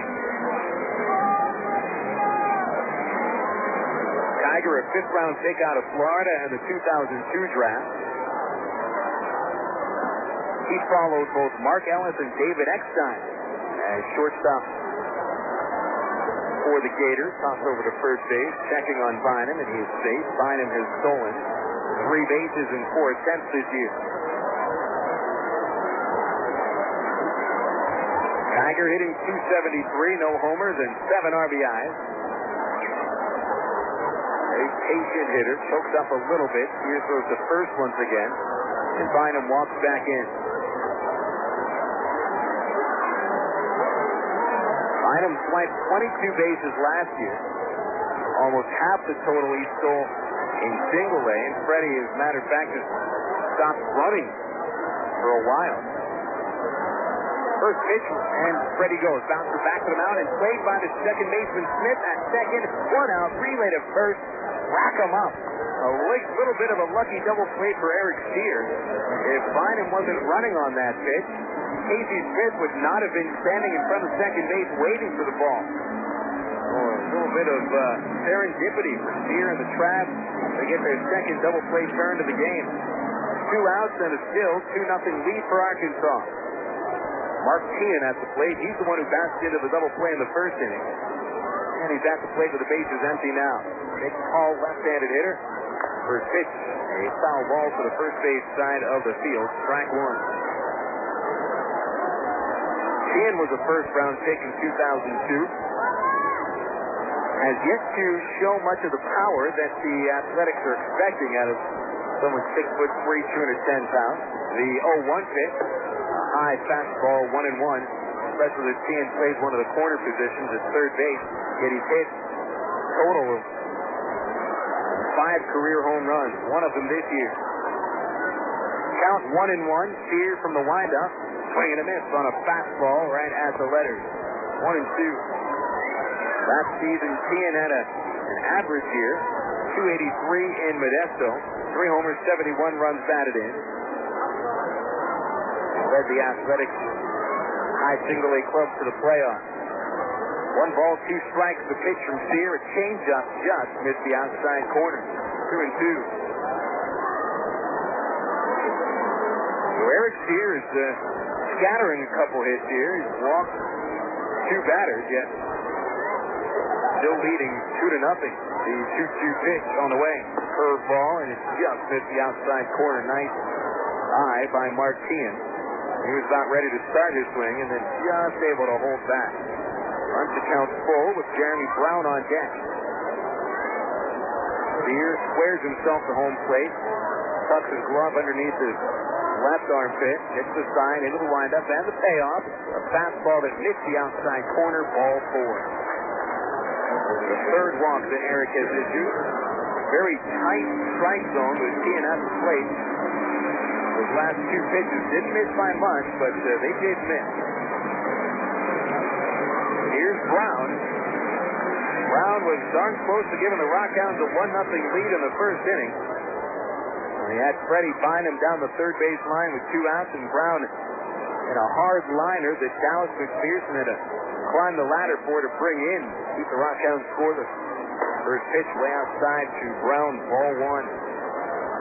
Brown was described in Moneyball, and you'd never want to be described as this, no matter who you are, especially in a nationally published book. It was a bestseller. He was described as that short, squat, fat catcher. No one wants to hear that. The 1-0, pop up, right side of the infield, behind the dugout. It will go for a strike. 1 ball, 1 strike to Brown.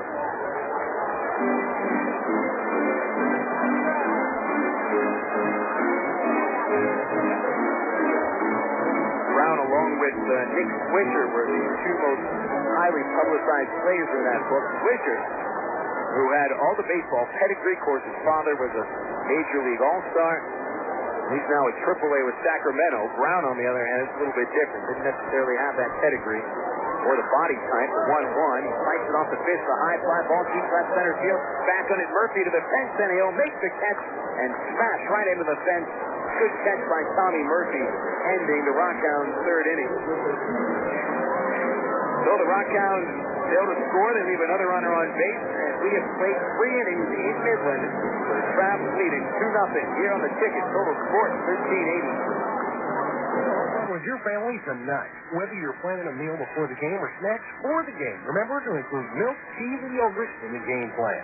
3 servings a day of dairy is the right amount to help keep your body healthy. It's easy. Just look for the 3-a-day logo on your favorite calcium-rich dairy foods at your local retailer. For more information, including recipes and coupons, visit www.3aday.org. Have you had your 3 a day today? The power of tea. Get out today and hit the links. Stone Lake. Stone Lake's golf course is rated as one of the best public courses in the state.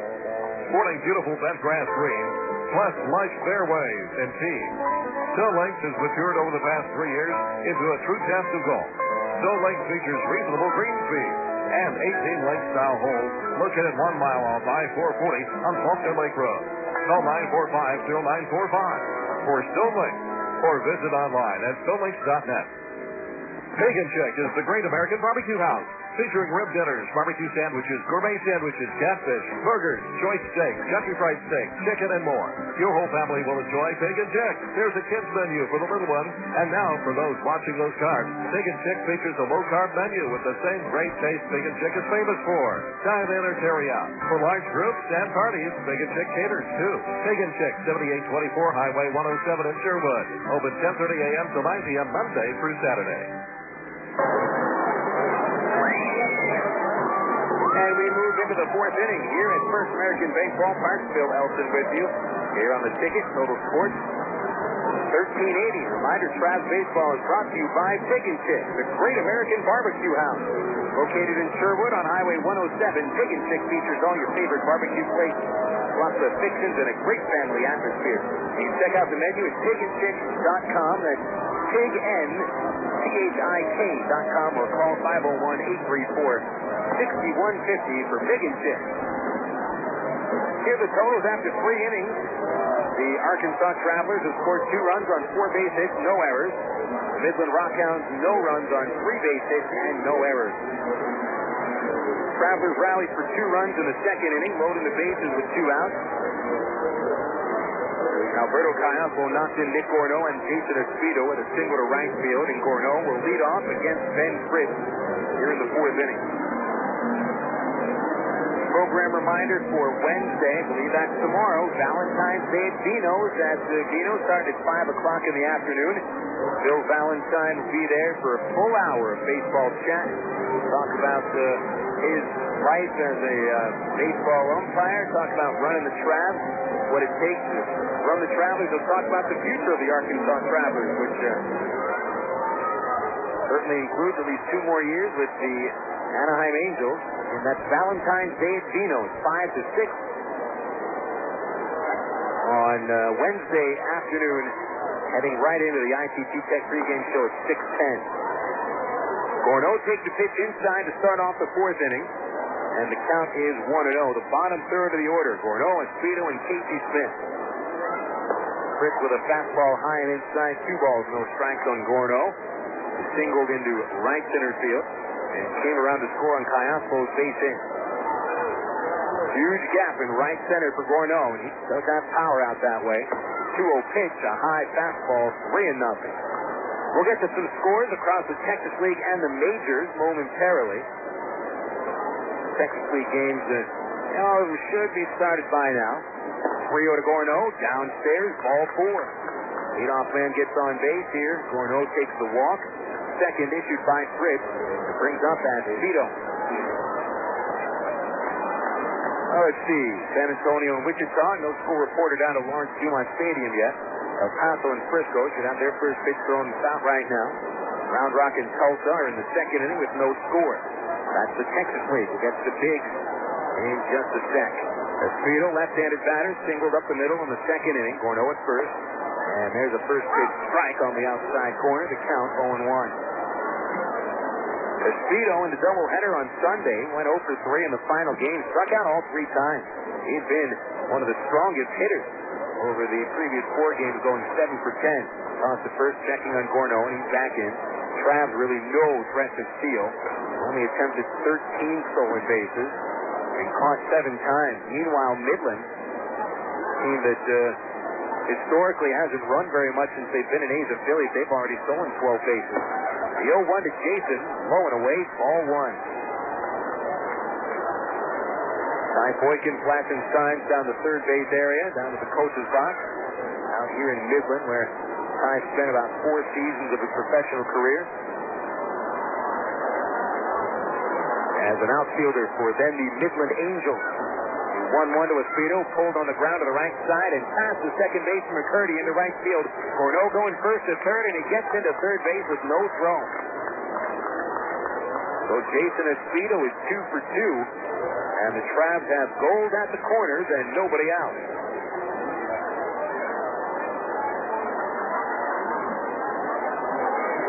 Boy, Espedo just able to get that hard grounder underneath McCurdy's glove. McCurdy was positioned to turn two, and they just could not get to him. Casey Smith with a chance to drive into Trav's third run. Infield will look to turn a double play, so they'll concede a run for 2 outs. First pitch on the way from Fritz. Casey takes it. Strike one called on a curveball. Smith took a base on balls in the second. This loaded him up for Kai Oswald. Casey hitting .250, no homers, and 4 runs batted in. See if he can put some air under the ball. Step to third, look at first. Fritz fires the first, chasing Espedo back, and he is safe. Not a lot of movement on the mound for Ben Fritz. It is tough to sell that move. Step and throw again to first base. He had Espedo leaning that time, but Jason dove back in there. This Ty Boykin going to get cute in a spot like this. He's going to put some sort of hit and run play on. Or is Espedo just going to try a straight steal? The 0-1 pitch is fouled back as he was surprised at a fastball. Casey swinging just a little bit late. 0-2 to count. Travs 2, RockHounds nothing. We're in the top of the 4th inning and a gorgeous chance to add to the lead. Mitch just has to put the bat on the ball. See what happens. Here's the 0-2. A fastball and Casey swings and misses. Strike 3. Exactly what Casey didn't want to happen is what happened. He strikes out on 3 pitches. And he looked a little bit overzealous on that last offering, swinging at a pitch that was about at his nose. So Fritz has struck out 3 batters. 1 away here in the 4th, and now a double play will get the RockHounds out of the inning. But it's going to be a tough out. Alberto Cayasco is the batter, and he's 2 for 2. Fritz is working from the stretch. Cayasco takes a pitch for a strike at the knees. 0-1. Alberto started the game beating an infield single on a chopper up the middle. With 2 outs in the second inning, he lined a base hit to right field, knocking home 2 runs. Again, batting left-handed against the righty Fritz. The 0-1 pitch, backdoor slider, beautiful, called strike 2. That unhittable backdoor breaking pitch, which if it's thrown perfectly, you might as if you're a hitter, just drop your bat, walk back into the dugout. 0-2 count, Fritz steps to third, fakes a throw to first. Tried that 3 times. It's almost worked once. Alberto with 8 runs batted in on the season. Making 9 here. The 0-2 pitch. Swung on, hit high to right center field. This should score Gorneau. Center fielder behind him under the ball. He makes the catch. Here comes Nick tagging. Throw comes to the plate and it's cut off. Scoring Gorneau for a 3-0 lead. And credit Cayasco with all 3 runs batted in.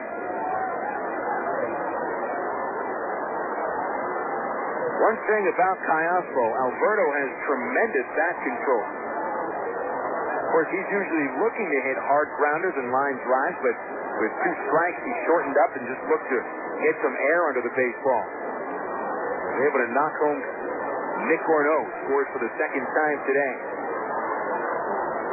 2 away in the 4th inning, and Tommy Murphy at the plate. First base Espedo takes the lead. He's leaning. Pitch to Murphy, swinging a number behind the plate, foul, strike 1. As promised, some National League scores on the Southwest Airlines out-of-town scoreboard. And only 2 games currently in progress. St. Louis and Philadelphia tied at 2 in the bottom of the 2nd at Busch. Abreu and Renteria with home runs. Milwaukee trailing Cincinnati 3-2 in the bottom of the 4th inning. Chad Moeller hitting a home run for the Brew Crew. Called strike 2 on the outside corner to Murphy, who's grounded out and flied out today. Postponement today in Pittsburgh. The Astros and Pirates will play a doubleheader. Right now, the Anaheim Angels and of Detroit 4-0. John Lackey working on a 2-hitter through 5 innings. Foul ball off the bat of Murphy into the third base second deck. The count still 0-2. Oakland and the Yankees tied at 4. Bottom of the 5th inning. Athletics third baseman Eric Chavez has hit his 4th home run of the season. Fritz firing to first base, checks on Espedo, dives in ahead of the throw. 0-2. Baltimore 1, Seattle nothing. Top of the third inning at Camden Yards. Rain today in Boston postponed the Devil Rays and Red Sox. Another throw to first, and Espino is safe. White Sox hit 3 home runs in a 4-run first inning. Paul Canerco, Maglio Ordonez, and Frank Thomas. And the White Sox lead Cleveland 4-3 in the second. A pop-up by Murphy towards third. Martian is there to make the catch. Side retired. Travs rally for 1 run on 1 hit. 1 man stranded. Bottom of the fourth coming up here in Midland. The Travelers 3, the RockHounds nothing on the ticket. Total Sports 1380. Meet Bob, the carpenter. He's smart, he's a pro, and he wants the best for his family. What does he do? Join the union. Bob knows that a union carpenter maximizes his earning power, gets family insurance, and a pension plan he can count on. Plus, a union carpenter has access to union training, learning new skills and advancing his career. Carpenters, pile drivers, floor layers, and millwrights. Join now and start enjoying the benefits. Call the Arkansas Regional Council of Carpenters at 501-568-2500 for more information. What's up, Sprite Remix? Hey, your man the trick, and I'm bringing you that remix, man. Down south flavor. Stay sick. I like that thing, but Swiss Beats is gonna give y'all a different flavor. East Coast style, check it out. Sprite Remix, they're doing it again with brand new Sprite Remix Cherry Clear. Out with tropical flavor, in with the crisp taste of berry. New Sprite Remix Very Clear. Rethink, remix, refresh. It's baseball season again. Listen to the sounds of Arkansas Travelers baseball. Ball stopped on the ground of the shortstop. Beck gets it. He goes to second for 1 out. Duncan to first. Whack him up. A double play. Drive, right field. Way back. You gotta get out of here. And that, folks, is a game-winning homer. The Travelers win the game. Sound like fun? Arkansas Travelers baseball. Call 664-1555 or log on to Travs.com.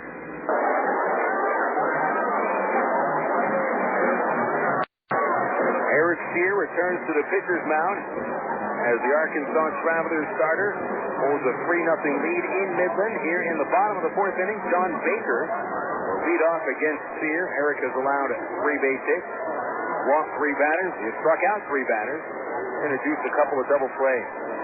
Baker singled in the second inning, and he'll start off by taking a strike on the outside corner. Nice breaking ball by Steer. Has been inconsistent with basically all he throws today. Fastball has been going high into the knees. The slider's been in the dirt, hanging occasionally. There's another nice slider for a strike, 0-2. Steer has also been helped by some tremendous fielding plays. Dallas McPherson with a leaping grab of a line drive which saved the run in the first inning. Tommy Murphy with a nice running catch to the left center field fence to end the third. 0-2 to Baker outside on another breaking ball. 1-2. So the Travs able to score 3 runs, all in RBIs from Alberto Callaspo. 2-run single and a sacrifice fly. Here's the 1-2 from Steer. Fastball hit high to center field. Got it well. Murphy going back towards the warning track with room. He makes the catch. And there's 1 away. Baker going after a high fastball and put a good swing on it. A little bit too high in the air, however. As we mentioned earlier, it is tough to get high fly balls out of the ballpark here in Midland. Here's Steve Jackson.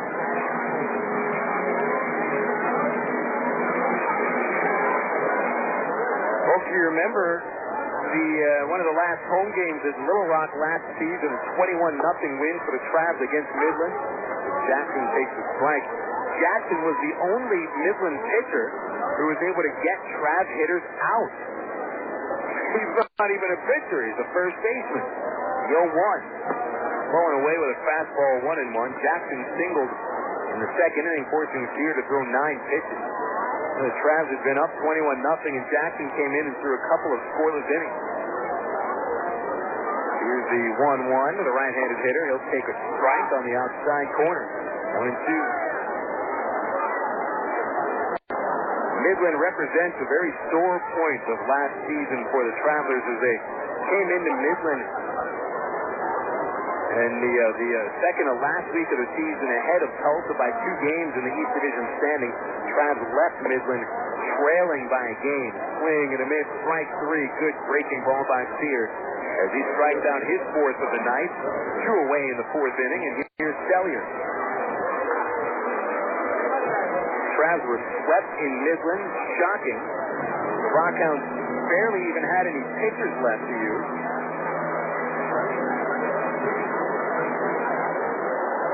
Probably the 4 most disappointing games of the season last year, right here at the First American Bank Ballpark. Sellier struck out in the 2nd inning, and Sears fires a strike on the outside corner.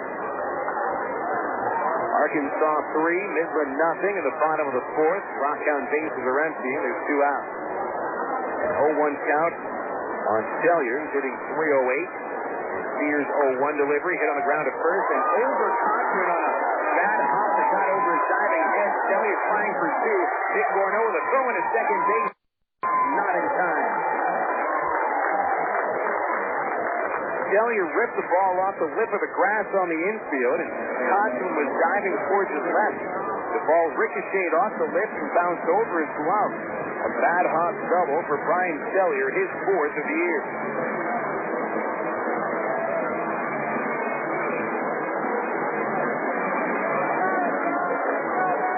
That's the 4th base hit that Sear has allowed. First for Sellier. Here's John McCurdy. McCurdy was a strikeout victim in the 2nd inning, had a lot of trouble with the slider. 0-1 pitch, swing and a miss. As McCurdy goes after a high fastball, not the pitch he's looking for. 0-1. He, out of University of Maryland, where as a shortstop he batted .443 with 19 homers in the 2002 season. Count 0-1. Here's fastball is high. 1 ball, 1 strike.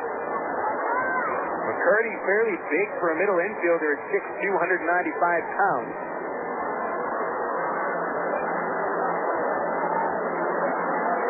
There's a lot of questions about his ability in the field. The A's feel pretty comfortable with his bat. Change-up, swing and a miss. Strike 2. Nice low pitch from Sears. That change-up just dies as it comes to home plate. 1 ball, 2 strikes on McCurdy. He's struck out 14 times this season, including once today. Sear into the set position. The left-hander checks second. The pitch is high, 2-2.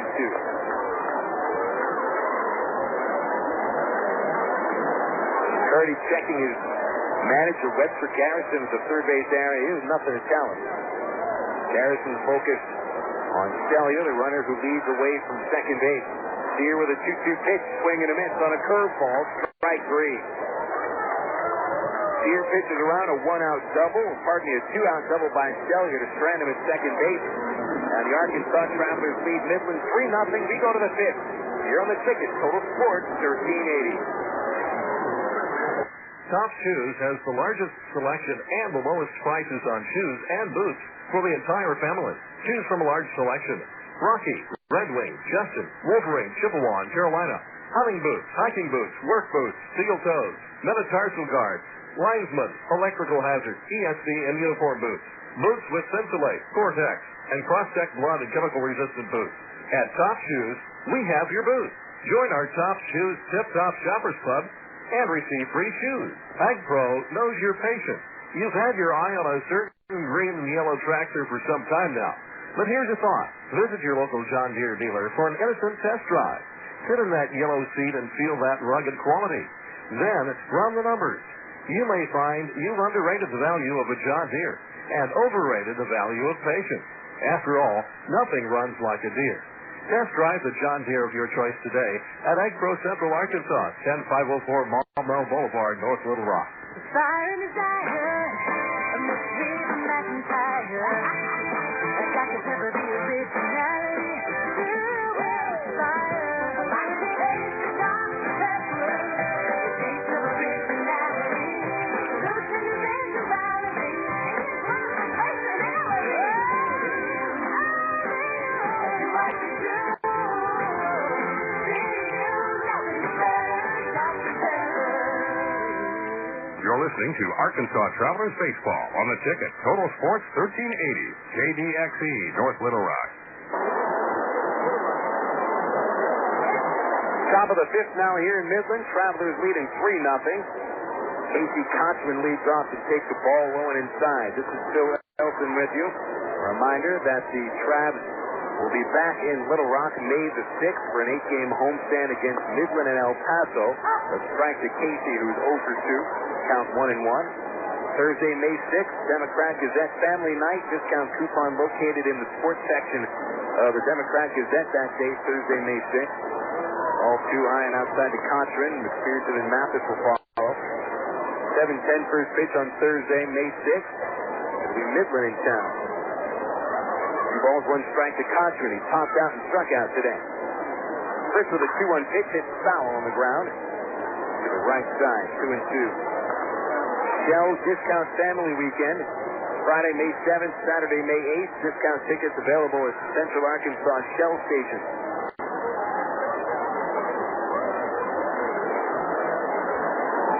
Also will be Prostate Cancer Awareness Weekend. Here's the 2-2 pitch. Casey takes it outside, ball 3. Free prostate cancer screening, Saturday, May 8th, outside the ballpark. Inside the mobile testing unit of the Arkansas Prostate Cancer Foundation. Kochman takes ball 4 downstairs, and that's a leadoff walk.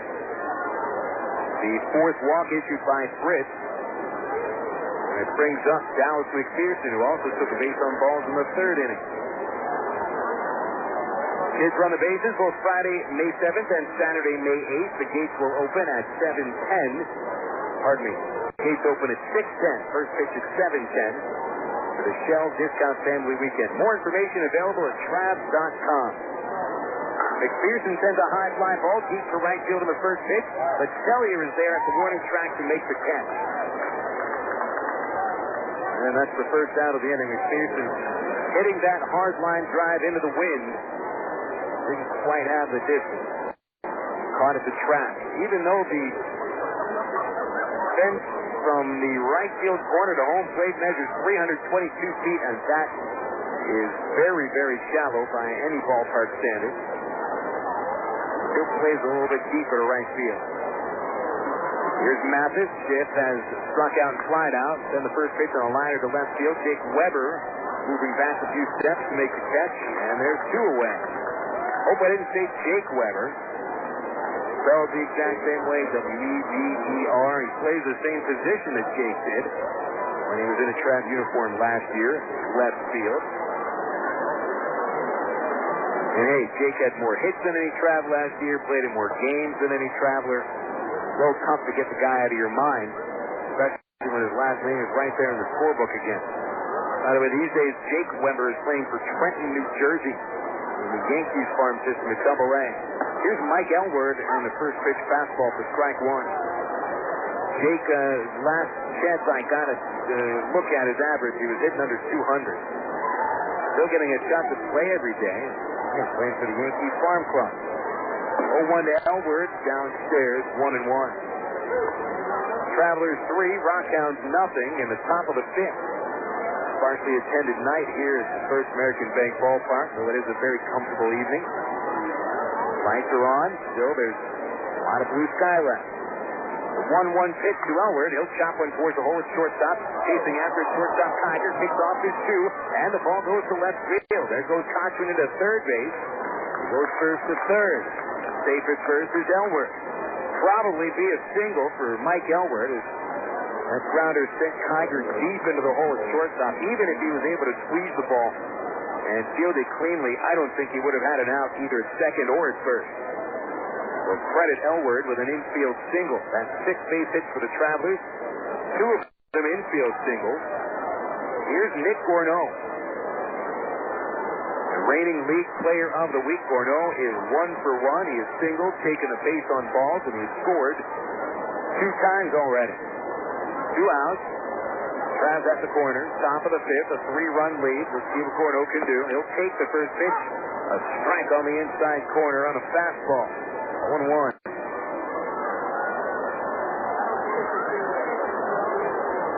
Gorneau showing that nose for the RBI recently with 10 runs batted in over the last 6 games. The 0-1 count, and Fritz steps to third base and fakes the throw to first. Seems like it's almost mandatory for him to do that whenever there's runners at the corners. Gorneau balances himself, crouches down. Here's the pitch, and a slide over first base, right field line. Here comes Sellier charging in, and in foul territory, he runs out of room. Ball ends up out of play. Strike 2 to Gorneau.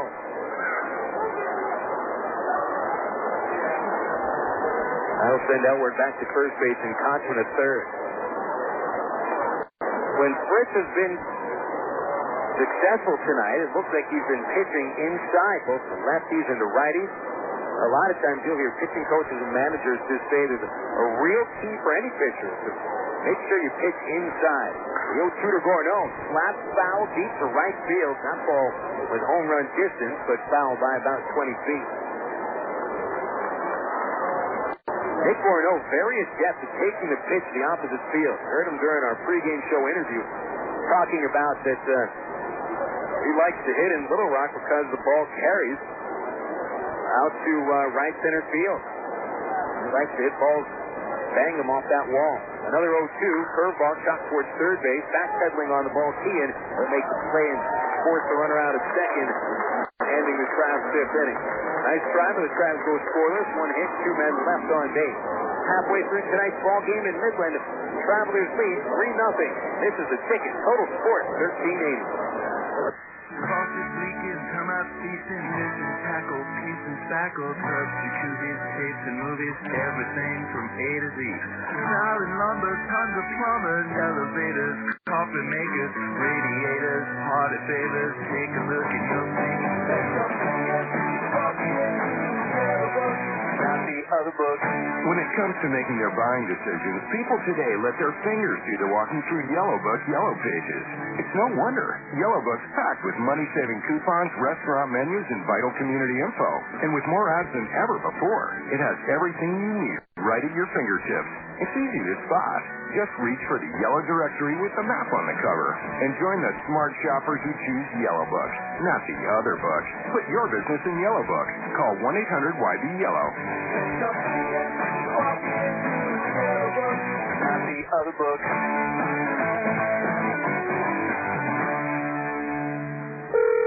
Emergency hotline, can I help you? Yes, I need help. All right, sir, what's the problem? I can't taste my beer. I feel it in my mouth, but there's no taste. Okay, sir, this is what I want you to do. Put the bottle down and step away from the beer. Okay. Walk straight to the corner store and pick up a 6-pack of Miller Lite. Okay. Don't worry, it's going to be all right. Next time, try the light beer that actually tastes like beer. Great tasting, less filling Miller Lite. Miller, good call. Miller Brewing Company, Milwaukee, Wisconsin.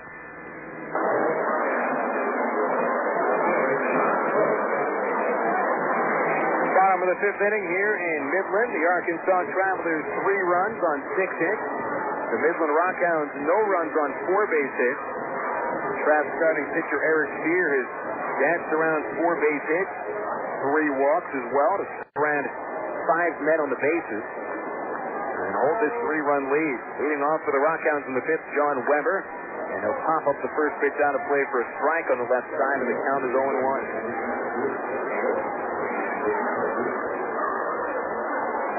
Happy birthday today. Our happy birthdays go out. Looking back on this date in baseball history, a couple of Cardinal Hall of Famers born today. The 0-1 hit high down the left field line, foul, and the count is 0-2. Happy birthday today to Enos Slaughter. Famous, of course, of Enos's mad dash, going from first to third as he helped Cardinals win the World Series against the Red Sox. 46, side 1-2. Weber struck out looking in the second inning. Bynum on deck, then Mark Kiger. Count 1 ball, 2 strikes, and the pitch from Sear. Curveball hit over the second baseman. Charging in Gorneau from right field, and he'll make the catch. Nick got a little bit of a late start on that ball. 1 away. Slaughter, of course, played for the Cardinals from 1938 till 1953, then went over to the Yankees. Slaughter won 4 world championships. 2 of them with the Cardinals, 3 with the Yankees. Of course, he is always going to be remembered for scoring a winning run in the 1946 series. Venus's mad dash around the bases. He was inducted into the Hall of Fame in 1985. Bynum looks to bunt the ball, bunts it foul for a strike. He is singled in the first. Bynum walked in the 3rd inning. Slaughter born today, 1916, and also born today back in 1896. One of the greatest hitters of all time, possibly the greatest second baseman ever. As the pitch to Bynum, grounded up the middle, picked up by Smith, left at second base. Nice play, throw to first for the second out. Speaking of second baseman, today is Roger Hornsby's birthday. Long-time Cardinal, 1915 to 1926. Finished his career as a St. Louis Brown. Rogers Hornsby was born today in 1896. Probably one of the meanest son of a gun ever to play the game. Man won a couple of Triple Crowns, a couple of MVP awards, and 1 world championship with the Cardinals in 1926. Strike down the middle to Mark Kiger, who bounced into a double play in the 3rd inning. Also, a very happy birthday. Trap fans who have listened to our broadcast the last 3 years will know this man. My father, Howard Elson, born today, April 27th, 1948. Pitch low and outside to Kiger, 1-1. That's my father, who's joined us on the broadcast each of the past 3 years. He'll be joining us in Frisco in August. Pitch inside to Kiger, 2-1. So, Dad, you share a birthday with a couple of Cardinal Hall of Famers. I'm sure that makes an old Yankee fan and a current Pirates fan very proud. 2 balls and a strike to Kiger. The pitch grounded towards third base. Taken by McPherson. He crow hops and fires across the diamond. And that will end the 5th inning. 3 up, 3 down for Eric Steer. The easiest inning for either pitcher in today's game. And that'll send us into the 6th. The Travelers 3, RockHounds nothing. Here on the ticket. Total Sports 1380. Power on. Plug in. And you get ready for that club with the music says where you live. Power up at the Electric Cowboy, I-30, the Chico Road exit, where there's always something going on. Electric Cowboy open Wednesday through Sunday. Doors open at 7:30 each night. And just listen to all that's going on. Wednesday night, ladies' night. Ladies in the door by 10 p.m. get $5 cash. Plus, free dance lessons at 8 p.m. And enjoy $1.50 long nights till midnight. Then, Thursday nights, it's $1 long nights and $2 pitches. Plus, live music every Thursday night. Yeah, there's always something going on at the Electric Cowboy, I-30 at the Chico Road exit. Power on at the Electric Cowboy, I-30 at the Chico Road exit. Doors open 7:30 Wednesday through Sunday. At the Electric Cowboy.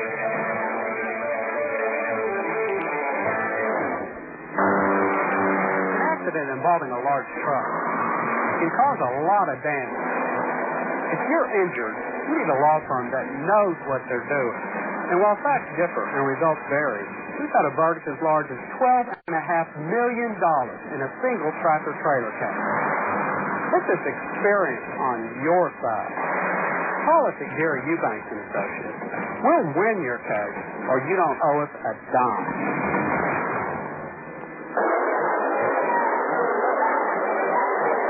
And we're back at the First American Bank Ballpark in Midland. Travelers 3, RockHounds nothing. Near the top of the 6th. Bill Elson with you. Here's Jason Espedo leading off. Taking a first pitch, backdoor slider for a strike from Ben Fritz. Fritz allowing 6 hits to the Travs. He's walked 4 of them. He has struck out 3 batters, but Espedo is 2 for 2. He'll pop up the second pitch. Right in front of the plate, third baseman Tian calls them all off. Tian makes the catch for the out, 1 away.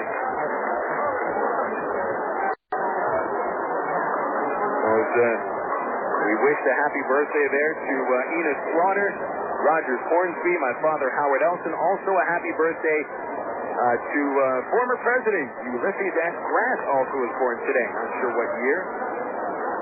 But that's 4 heavy hitters there. Former President, couple Hall of Famers, and a pediatric dentist from Pittsburgh. First pitch to Casey Smith, high and inside for a ball.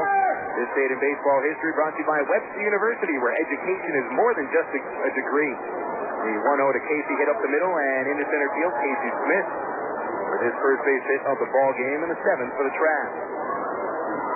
Webster University believes that education is more than just a degree. It's real knowledge for real-world success. And for more information on Webster's graduate-level degrees available in Little Rock, visit them online at webster.edu or call 800-828-2598. Webster University.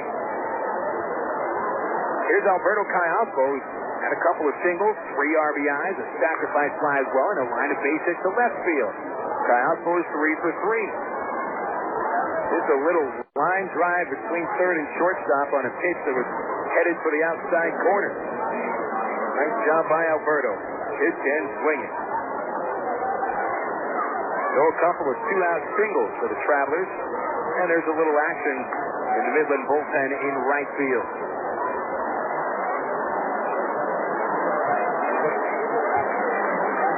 RockHounds gets a couple of guys moving off their bullpen bench.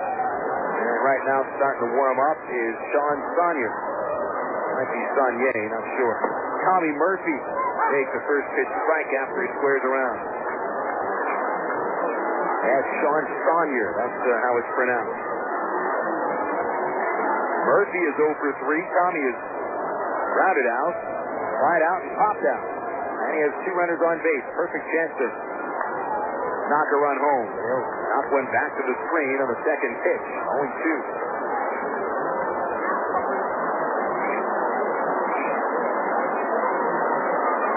Ben Fritz hanging by a thread here. Travs is starting to figure him out a little bit better. But he is ahead on Murphy, 0-2. Has struck out 3 batters tonight. Murphy with the open stance. Takes the 0-2 pitch, rolling inside. It gets away from the catcher. And there goes Smith on to third base. He's safe. Rowe was offline as well. Kean had to leap in the air to come down with it. Otherwise, Casey would have made it to third base easy. Call a pass ball on John Baker. It just popped right out of his mitt. However, Callaspo stays put at first base. Murphy back up now, 1-2. Infield looking to turn to. A fly ball should bring a run home. Fritz steps to third, throws to first. Oh, home. It's the 5th time he's done it today. By now, the Travs are going to sniff that out. I would be very surprised if that ever works for Ben Fritz. 1 ball, 2 strikes. Pitch to Murphy. Chopper high towards third base and past the third baseman. Kean base hit to left field. Smith scores, and it's 4-0 Arkansas. Into second is Callaspo. Credit Murphy with a base hit and his 11th run batted in. Boy, Murphy just beat that ball right into the ground. A chopper in front of the plate that bounced high. It looked like it bounced even higher on the second hop. A little bit of front spin, sending it into left field. 4-0 Arkansas, and now Casey Cochran is at the plate. Casey is 0 for 2. He's walked and struck out, plus a pop out. Swing and a miss on the first pitch, a high fastball, and it's 0-1.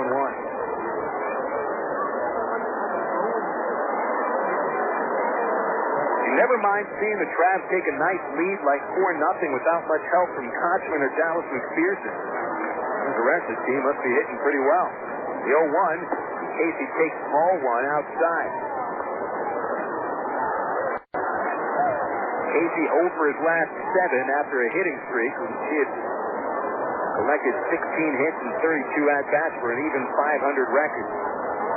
1 ball, 1 strike to Cochran. Fritz kicks and delivers. Cochran swings. The line drives foul into the third base seat. He ricochets off one of those blue seats right back onto the field. Third baseman Mark Kean tosses it back to the Arkansas dugout. So Cochran behind in the count, 1-2. When Fritz whipped Casey in the third inning, came after him with a high fastball. See what he does here. And the pitch is grounded foul towards first.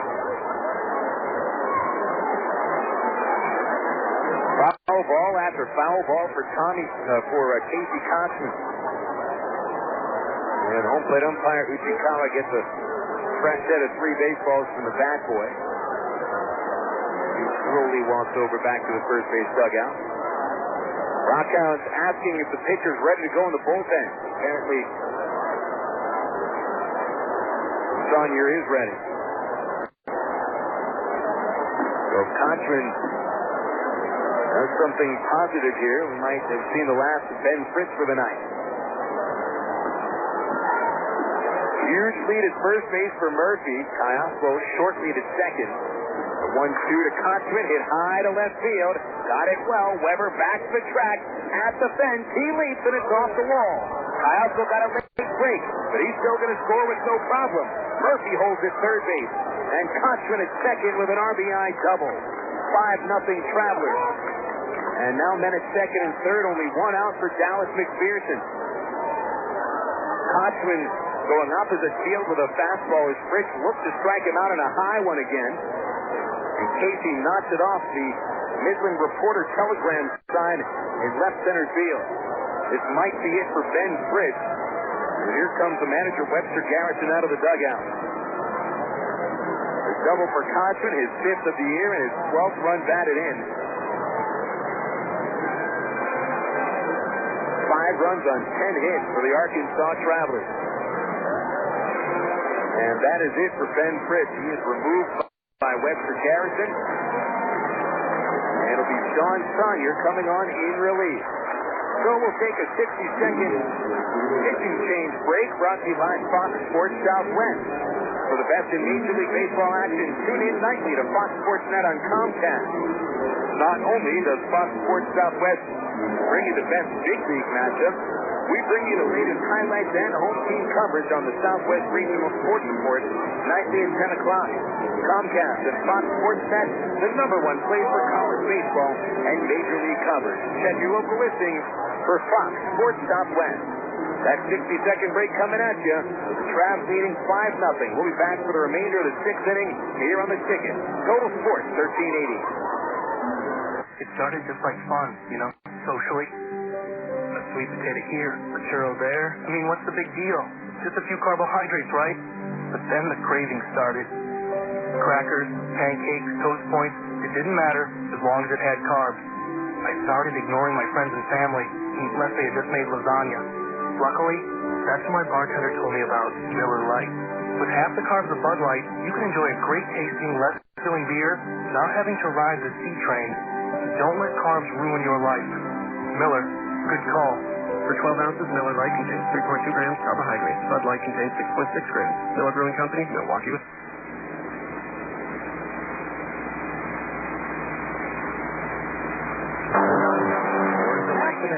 Like summer and baseball. It a lot of damage. The law firm knows what they're doing. And while that's different and results vary, we've got a version as large as $12.5 million in a single tractor trailer. Put this experience on your side. Call us at Gary Eubank. Summer Classic. We'll win your course, or you don't owe it. Or visit our website at Travs.com.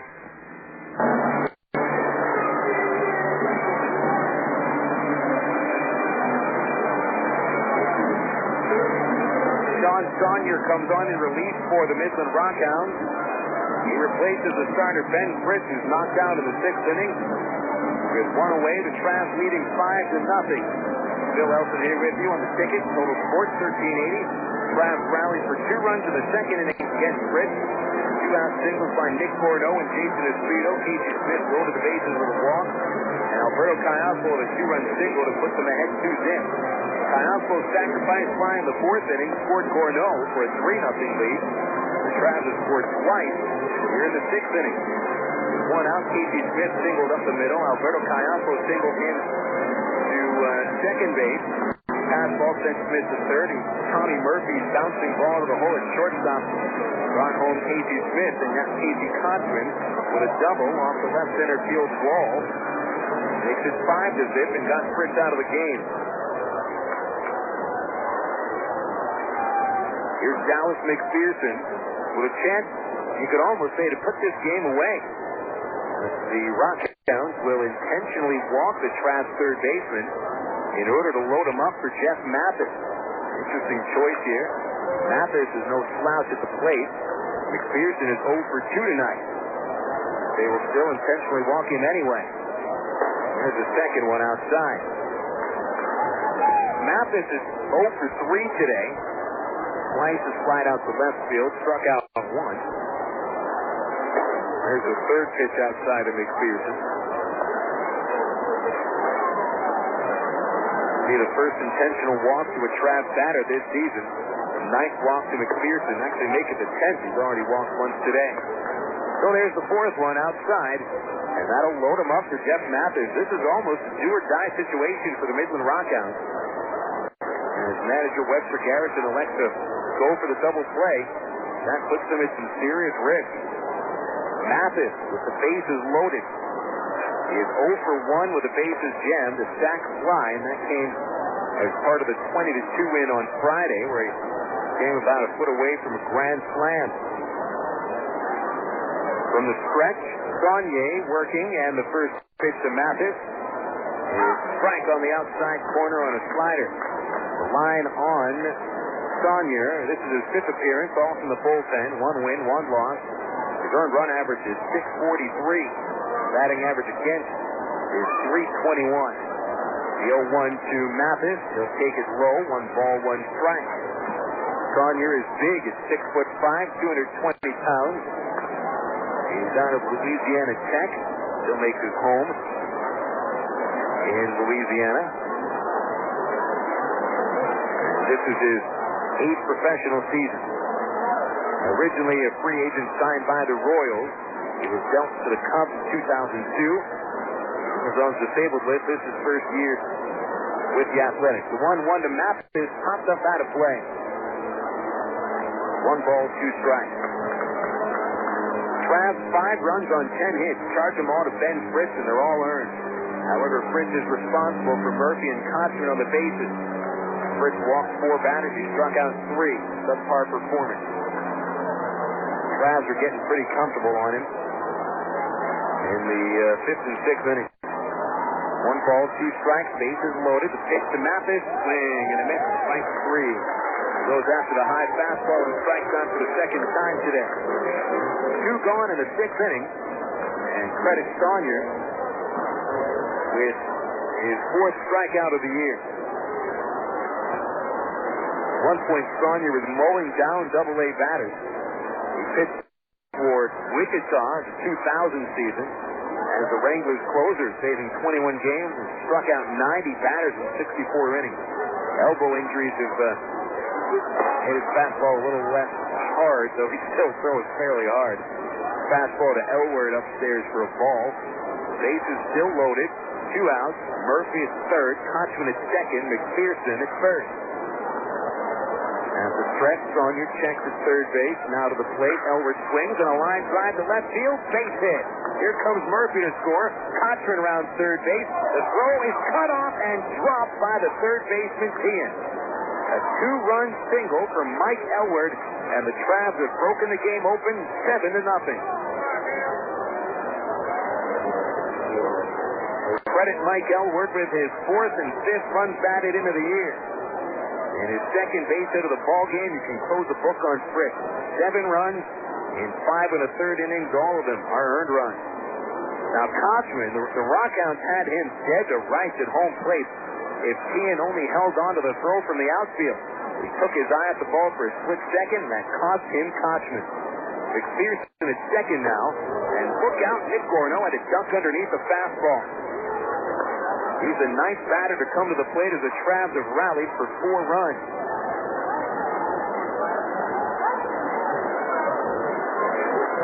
Gorno is 1 for 2 with a single and a walk. He's also scored 2 runs today. Saunier's 1-0. Nick swings a pop-up behind the plate, out of place. Strike 1.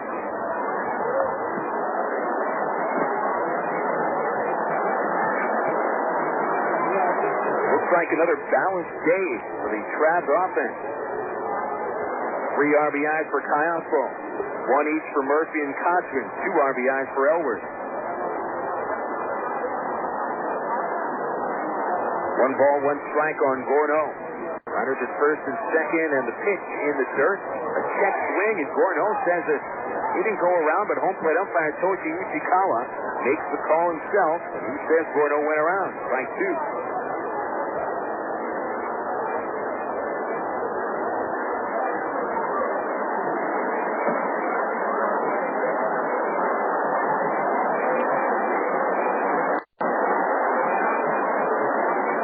Four-run inning for the Travelers, now ahead by 7 runs.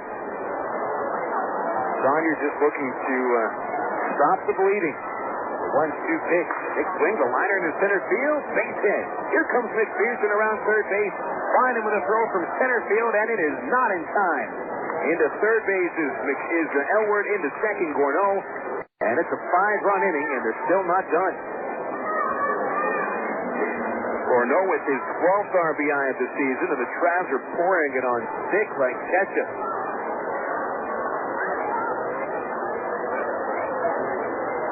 And Gorno continues to run the bases with a real heads-up attitude, getting into second base even with a strong throw that was cut off.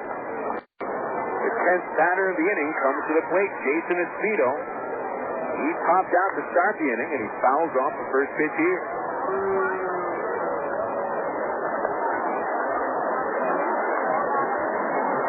8-0 lead for the Arkansas Travelers. And now it's officially a comfortable lead now. 3-0 might not be so comfy. 8-0, that's lazy boy. The 0-1, Espedo takes it upstairs, 1 ball, 1 strike. A couple days ago, we spoke with Espedo on the pregame show about what it's like to be in the dugout during a long rally like this. And Jason described the nerve-wracking chance to make 2 outs in 1 inning. No one wants to do that. He'll pop one out of play. 1 ball, 2 strikes. And Espedo started this inning by popping out. Back on Friday, Espedo was 2 for 2 in a 9-run third inning. You hate to see a rally like this end. Certainly the batter doesn't want to make the final out when you rally like this. 1 ball, 2 strikes to Espedo. 2 men in scoring position. Pitch, rounded foul, as a changeup had Espedo a little bit in front. The count is still 1-2. Nice ball slowly beginning to settle in here to the Permian Basin. A lot of clouds off in the distance, but right above the ballpark, pristine and clear. 1 ball, 2 strikes from the stretch. Sonyer delivers a high fastball about a foot above Jason Espedo's head. 2-2.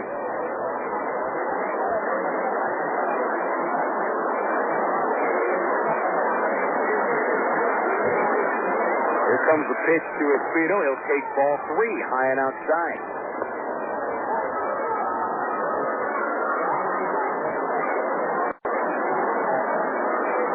Sonyer, just like most of this RockHound bullpen, has struggled in the month of April.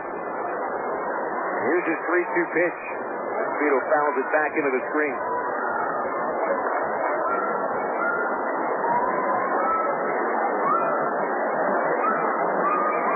Together, the Midland bullpen has now allowed 51 runs in just over 62 innings. They're getting hit a lot. The payoff pitch to Espedo. He pulls onto the ground. 2 bounces to the second baseman. And McCurdy will flip to first to end the frame, ending the Travs inning.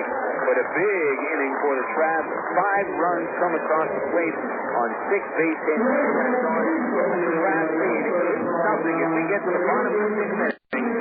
On the ticket, Total Sports, $13.80. Accident involving a large truck can cause a lot of damage. If you're injured, you need a law firm that knows what they're doing. And while facts differ and results vary, we've got a verdict as large as $12.5 million in a single tracker trade case. Put this experience on your side. Call us at Gary Eubank today. We'll win your case, or you don't owe us a dime. Better choices. Sonic's got them, others don't. Drive into Sonic today for our new Chicken Club wrap made with grilled all-white meat chicken, crispy bacon, fresh lettuce, and juicy ripe tomato, with shredded cheese and light ranch dressing. And for those counting carbs, it's now available with our new carb-friendly tortilla. Either way you order it, it's a fresh new way to get more taste. Sonic's new Chicken Club wrap. It's not just good, it's Sonic good. My company is currently going through a transition, and I'm part of that transition. I needed new technology, new ideas for a changing market.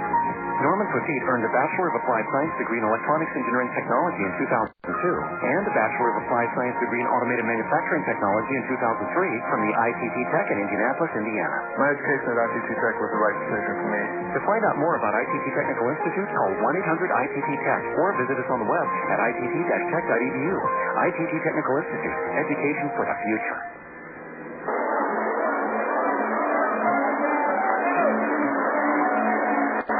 Baseball continues into the bottom of the sixth inning here on the ticket. Total Sports 1380. Travelers leading 8-0 in the bottom of the sixth. Eric Steer can hopefully now find a comfort zone. He has set down 4 batters in a row for the first time today. Mark Teehan leads off against Steer, lefty on lefty. First pitch, a strike on the outside corner, and the count 0-1. Steer scattering 4 hits over 5 innings. He has struck out 4 batters, actually 5 strikeouts. Produced a couple of double plays, pitched around 3 walks.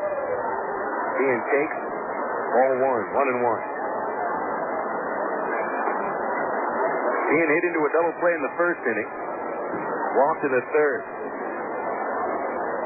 Here to the windup in the 1-1. A fastball which is fouled back. 1 ball and 2 strikes. A little action in the Arkansas bullpen. Right-hander getting ready. That looks like Scott Schneider. And it is. Brandon Emanuel rejoined the team today. Saw him on the bus on the way out to the yard. Here's the 1-2. And the hits are back into the screen. Still 1 ball, 2 strikes to Teehan. Brown and Baker following. Emanuel, of course, was an all-star for the Travs 2002. Was promoted up to AAA Salt Lake City. Had a rocky second half of 2002. Last year, a forgettable season for Emanuel. Here's Sears' 1-2 pitch. The fastball, rang him up. Strike 3 on the outside corner. An impossible pitch for Teehan to hit. As Sears fired at mid-90s on the outside corner, and that's his 6th strikeout of the night. 1 away, and here's Brown. Emanuel is due to start on Thursday for the Travs. It'll be his first game action of the season. He's in an extended spring training after the teams broke camp, trying to rehab a pulled weak muscle. Brown pops the first pitch out of play, strike 1.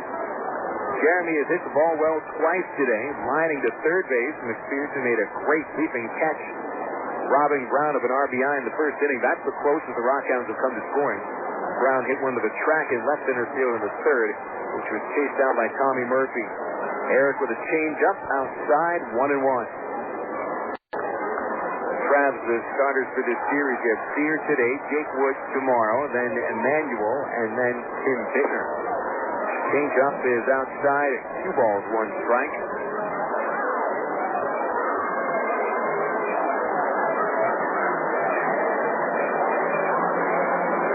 Steer winds up to 2-1. Changeup popped out of play, and a nice pitch for strike 2. RockHounds counter pitching-wise with Fritz today, Drew Dickinson, a left-hander tomorrow. Shane Kamine will pitch in Game 3 on Thursday. Brad Weiss on Friday. Kamine was the starting pitcher for Midland in the Travs 21-0 win last year at Ray Winder Field. 2-2 pitch on the way to Jeremy Brown, and it's into the air to center field. Murphy into the gap in right field is there to make the catch, and there's 2 away. Here is now set down 6 in a row, and 9 of the last 10 batters he is set down. Here's John Baker.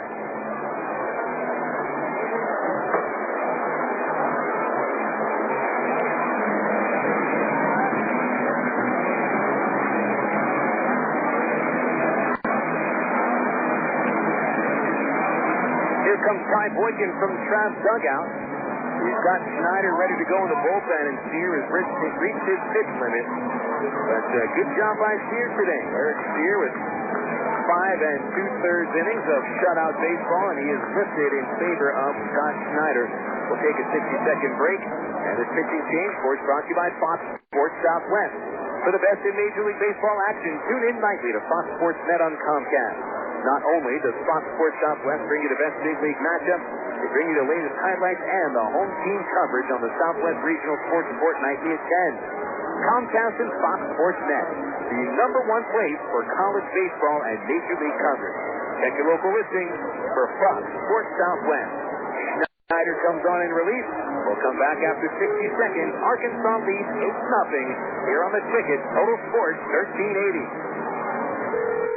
Emergency hotline, can I help you? Yes, I need help. All right, sir. What's the problem? I can't taste my beer. I feel it in my mouth, but there's no taste. Okay, sir. This is what I want you to do. Put the bottle down and step away from the beer. Okay. Walk straight to the corner store and pick up a 6-pack of Miller Lite. Okay. Don't worry, it's going to be all right. Next time, try the light beer that actually tastes like beer. Great tasting, less filling Miller Lite. Miller. Good call. Miller Brewing Company, Milwaukee, Wisconsin. Of all the days of the week, it seems that Mondays are everybody's least favorite day. Well, the triumphs in the Arkansas Democrat Gazette have a reason for baseball fans to look forward to Mondays. That's because Mondays are Democrat Gazette family night here at the ballpark. You just pick up a copy of Monday's Democrat Gazette, and you'll find a discount family ticket right there in the sports section. That's right. It's a coupon that admits the whole family for just $2 a person. Hey, Mondays don't sound so bad.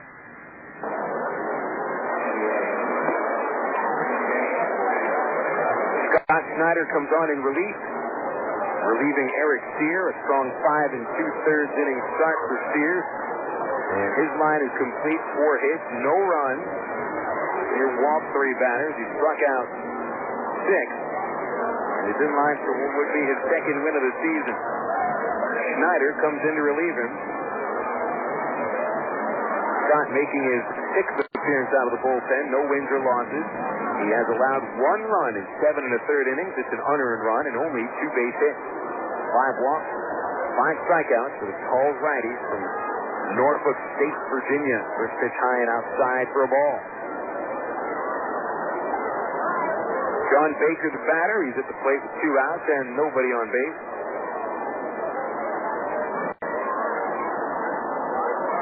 The 1-0 from Schneider. Fastball, swing and a miss. Big whip by Baker. The count is 1-1. Baker singled in the second. Fly to center in the 4th. Crabs rally for 5 runs in the top of the 6th inning. Midland, meanwhile, has had only 1 man reach second base since the 2nd inning. 1-1 count to Baker. Righty Schneider from the windup and the pitch line in the left field. Right to Jason Espedo. And he makes the catch, ending the 6th inning, 3 up, 3 down for the Midland RockHounds. Heading into the 7th here in Midland, the Arkansas Travelers lead 8-0 on their Ticket. Total Sports 1380. Stop whatever you're thinking about right now and think about this. Have you put off getting life insurance because you think it might cost too much? Think again. With Garden State Life, policies are surprisingly inexpensive. You choose the amount of life insurance you can best afford, up to $150,000. And there's no medical exam. Ready to call Garden State Life now? Smart thinking. Call 1-800-494-1881 now. That's 1-800-494-1881. Not all products are available in all states. Not all amounts are available at all ages. Policies have limitations and terms under which they may be continued or discontinued. When does a good used vehicle become a great one? Well, first you have to start with something good, like a GM-certified used vehicle that's been fully inspected and reconditioned and comes with a warranty. Then you have to add something extra, like low 2.9% APR financing for qualified buyers on select Chevrolet, Pontiac, Oldsmobile, Buick, and GMC vehicles. Suddenly, good becomes great. So hurry in, because missing a deal like this would be, not good. GM-certified used vehicles. The right way, the right car. Limited contract limited. Take delivery by 6/30/04. See a GM-certified dealer for details or visit GMcertified.com. Maybe you think it's normal. Or you're afraid they'll push you away. Maybe you tried pot too and you feel like a hypocrite. Whatever the excuse, get over it. Because if your kid smokes pot now, they're at risk for serious problems later. So be the parent. Say something. We need to talk now. To help them with their problem, first you have to get over yours. Action. The anti-drug. For more information, visit theantidrug.com or call 1-800-788-2800. Sponsored by the ONDCP and the Partnership for Drug-Free America.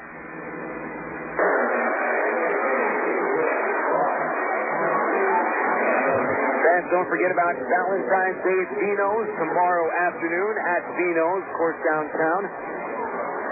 Starting at 5 o'clock, Bill Valentine joining the staff of the Ticket Total Sports 1380, as well as Assistant General Manager Pete Lavin over at Vino's for 1 full hour of unadulterated baseball talk, according to Bill Valentine. Call it the baseball gospel, according to Valentine. It'll be something to listen to there live on the Ticket Total Sports 1380, or you can just get there yourself for Vino's. Of course, Vino's terrific microbrewed beers, some of the best pizza in town.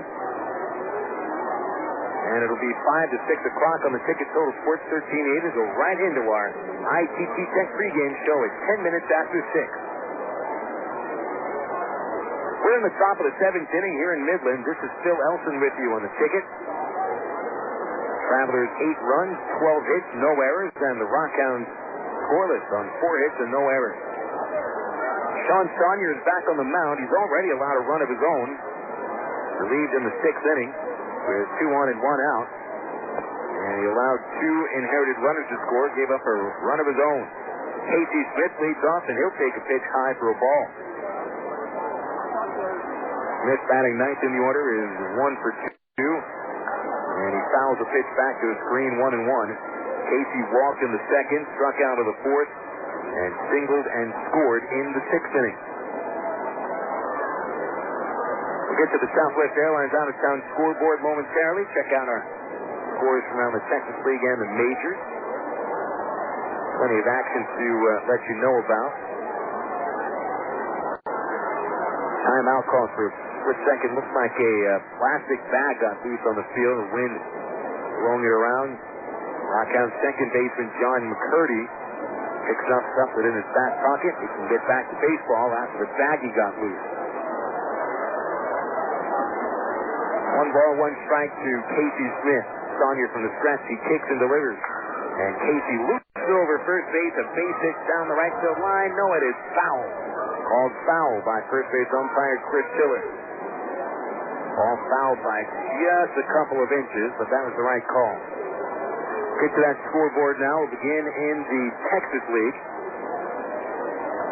The Round Rock Express and Tulsa Drillers at Driller Stadium. They're tied at 4 in the top of the 6th inning. Frisco leads El Paso 1-0 in the 4th at Cohen Stadium. A matchup of the 2 worst teams record-wise in the Texas League. Frisco at 5-12. El Paso is 5-13. San Antonio leads Wichita 1-0 in the bottom of the 5th. The first interdivisional games of the season.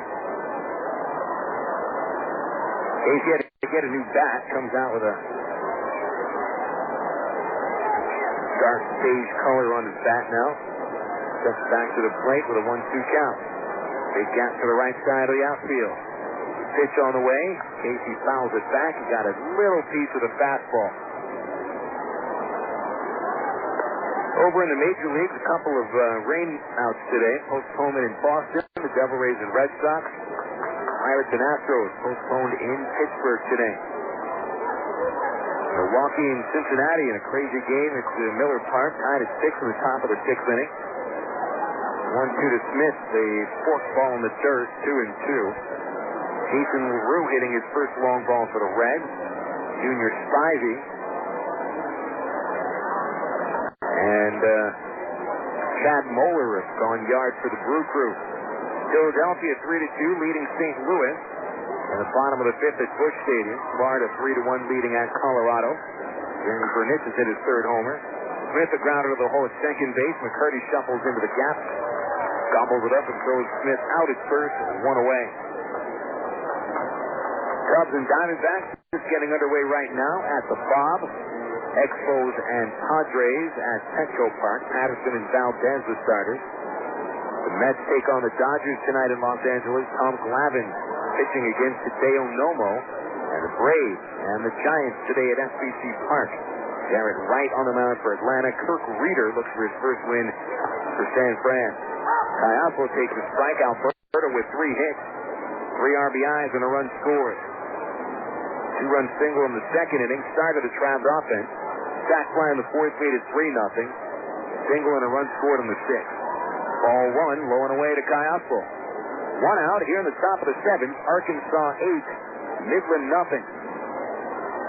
We are running down some Major League scores on the Southwest Airlines out-of-town scoreboard. The 1-1 to Caiapo. Look out, high and tight, and he got away from it. 2-1. Oakland leads the Yankees 7-4.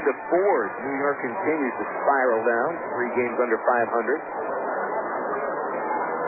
Only 5 hits for the Yankees. 14 for the A's. As Caiapo swings and misses at a fastball. 2-2. Anaheim still leads Detroit 10-4. Bottom of the 8th inning.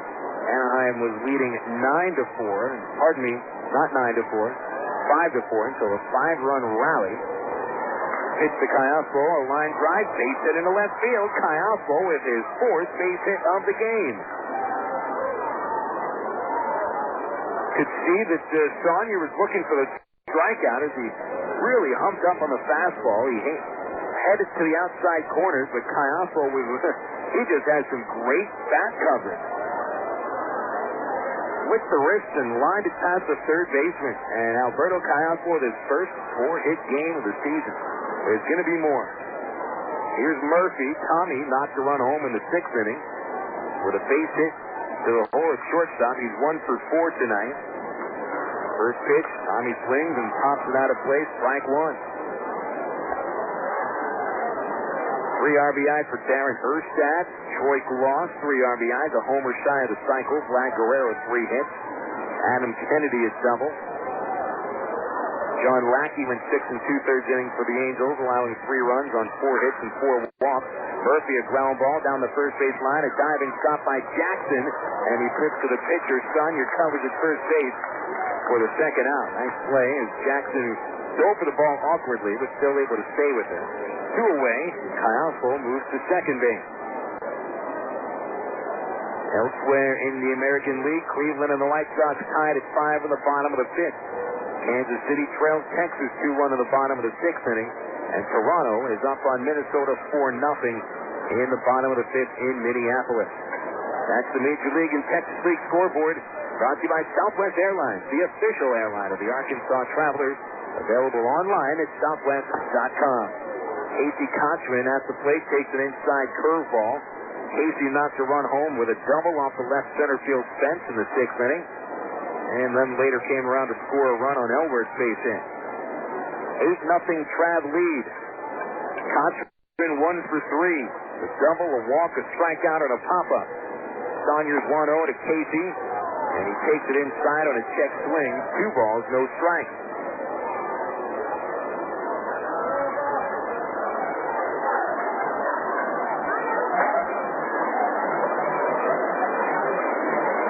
No one warming up as of now for the RockHounds. 2-0 to Kochman. Curveball, swinging him in.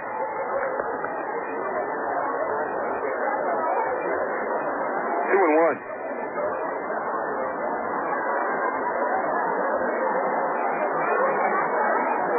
Browns have really put the screws to the Midland pitching staff in the later part of the game today.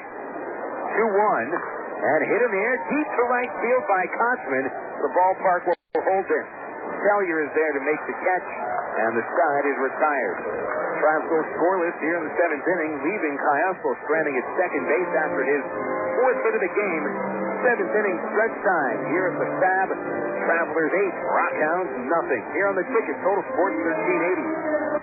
Del Monte Harvest Foods and the Crabs have stepped up to the plate with a home run offer for family fun. Free Crabs tickets are available for any Del Monte Harvest Foods family night throughout the season. The next Del Monte Harvest Foods family game is Sunday, May 23rd, when the Crabs take on Wichita at 2 p.m. Get a free ticket for every label or cash register receipt showing purchase of a Del Monte product. That's Sunday, May 23rd at 2 p.m. for the next Del Monte Harvest Foods Family Day.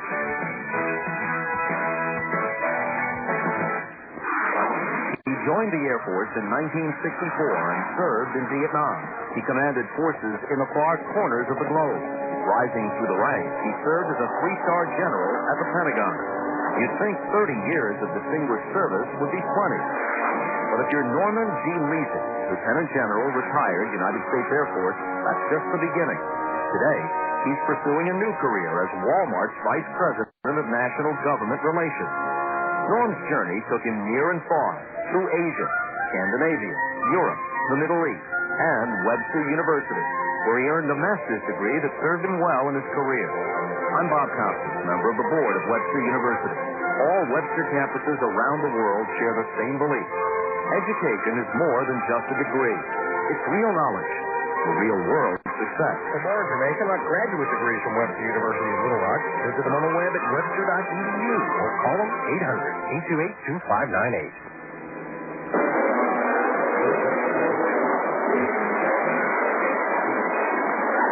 Travs in full control of today's ball game here in Midland. 8-0 lead for the Arkansas Travelers, and they're dominating the RockHounds in every aspect of the game. Outscoring them 8-0. Travs out hitting the RockHounds 13-4. Arkansas in full control tonight. Scott Schneider back on the mound here in the bottom of the 7th inning. It is Steve Jackson leading off. He's 1 for 2. Big right-hander hitter. Takes the pitch from Schneider high and tight. 1 ball, no strike. Following Jackson is Sellier and then John McCurdy. Schneider from the stretch at all times. And the 1-0 swung on and missed. On a high fastball to count 1-1.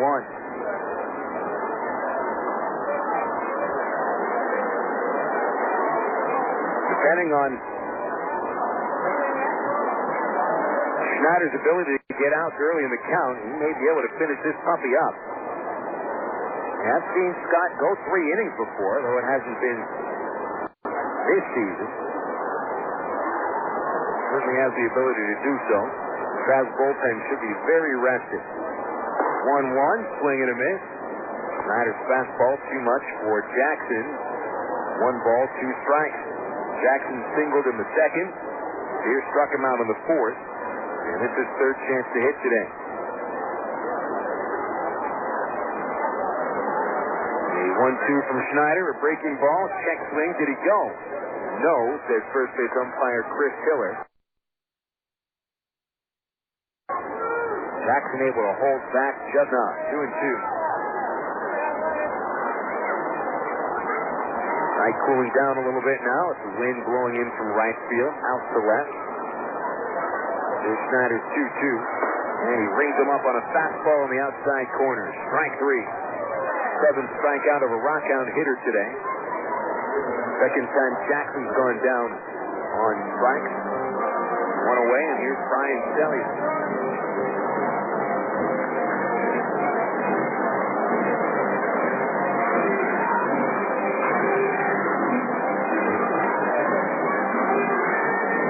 Sellier struck out in the 2nd, doubled in the 4th. He was the last RockHound batter to reach base safely. First pitch on the way. Sellier, left-hander, takes a strike on the outside corner.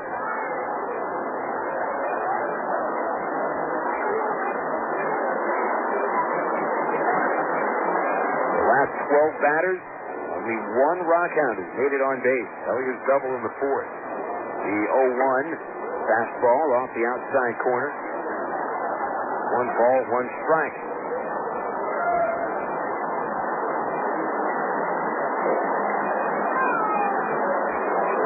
RockHounds batting .267 as a team.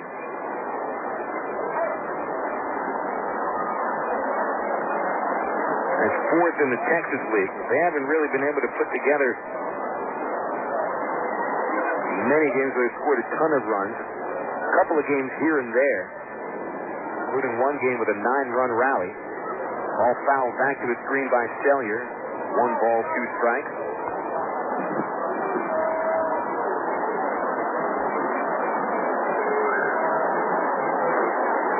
Midland lost their last 2 games to the Round Rock Express, 5-4 and 6-4. Haven't scored more than 4 runs in 4 games.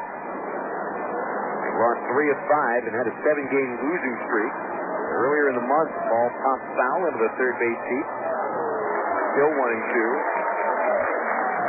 One of the fans of the park made a catch on that. The loudest round of applause from the crowd tonight.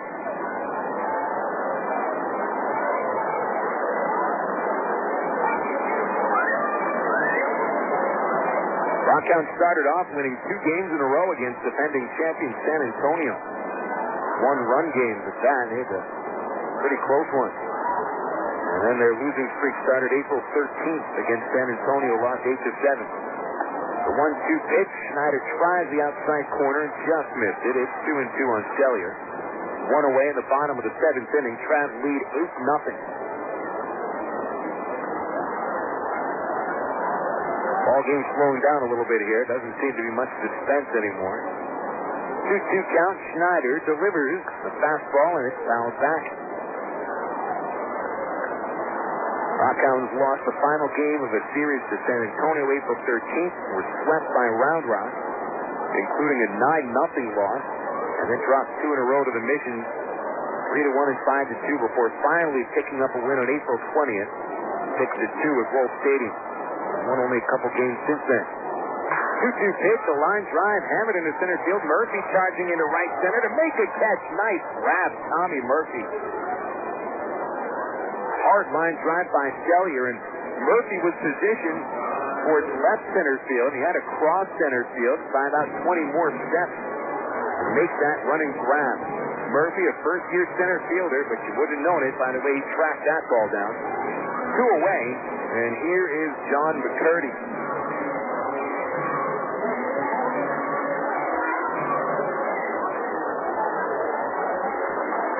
McCurdy has struck out in both of his trips to the plate. Right-handed hitter, and he'll take it downstairs, ball 1. McCurdy called out on strikes by Sear in the 2nd inning on the slider. Got him the swing and miss at a fastball to strike out. We're in the 4th inning. Pitch. Strike on the outside corner, 1-1. 9 consecutive RockHounds have gone down in order. Last man to reach was Brian Cellier with a 4th inning double. A 1-1 fastball, high and outside. 2 balls, 1 strike. Start time tomorrow at 6:30 here in Midland. ITT Tech pregame show at 6:10. Jake Woods will look for his league-leading 4th win. He gets that win. Swing and a miss. And McCurdy can't catch up with the high heat from Scott Schneider. Schneider pitching strong here. Ahead in the count and pitching with confidence. He has faced 3 batters. He's set them all down. 2-2 on McCurdy as Schneider looks to send us to the 8th. Pitch, swing and a miss. He got him on the high fastball, and Schneider strikes out 2 in a perfect 7th inning. We go to the 8th here in Midland. The Travs in control. The lead is 8-0 on the ticket. Total Sports, 1380. Emergency hotline, can I help you? Yes, I need help. All right, sir, what's the problem? I can't taste my beer. I feel it in my mouth, but there's no taste. Okay, sir, this is what I want you to do. Put the bottle down and step away from the beer. Okay. Walk straight to the corner store and pick up a 6-pack of Miller Lite. Okay. Don't worry, it's going to be all right. Next time, try the light beer that actually tastes like beer. Great tasting, less filling Miller Lite. Miller, good call. Miller Brewing Company, Milwaukee, Wisconsin. AgPro knows you're patient. You've had your eye on a certain green and yellow tractor for some time now. But here's a thought. Visit your local John Deere dealer for an innocent test drive. Sit in that yellow seat and feel that rugged quality. Then run the numbers. You may find you've underrated the value of a John Deere and overrated the value of patience. After all, nothing runs like a Deere. Test drive the John Deere of your choice today at AgPro Central, Arkansas, 10504 Maumelle Boulevard, North Little Rock. I am the port in the storm. I am the line in the sand. I am the rescuer in the dark. I am the enforcer of the seas. I am the defender of the homeland. In the United States Coast Guard and Coast Guard Reserve, you are the first line of defense against threats to our American way of life. To become one of us, call toll-free 1-877-NOW. USCG or visit GoCoastGuard.com. We are the shield of freedom. We are the United States Coast Guard. You're listening to Arkansas Travelers Baseball on the ticket. Total Sports 1380. KDXE, North Little Rock.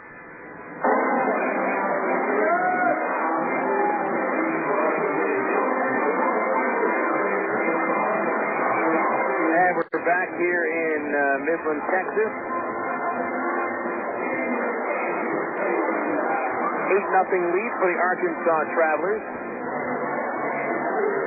8 runs on 13 base hits and no errors for Arkansas. The RockHounds at no runs, 4 hits, and no errors. One of those country songs here I hear all the time at ballparks. Anybody know where the Chattahoochee River is? I believe it is in Georgia somewhere.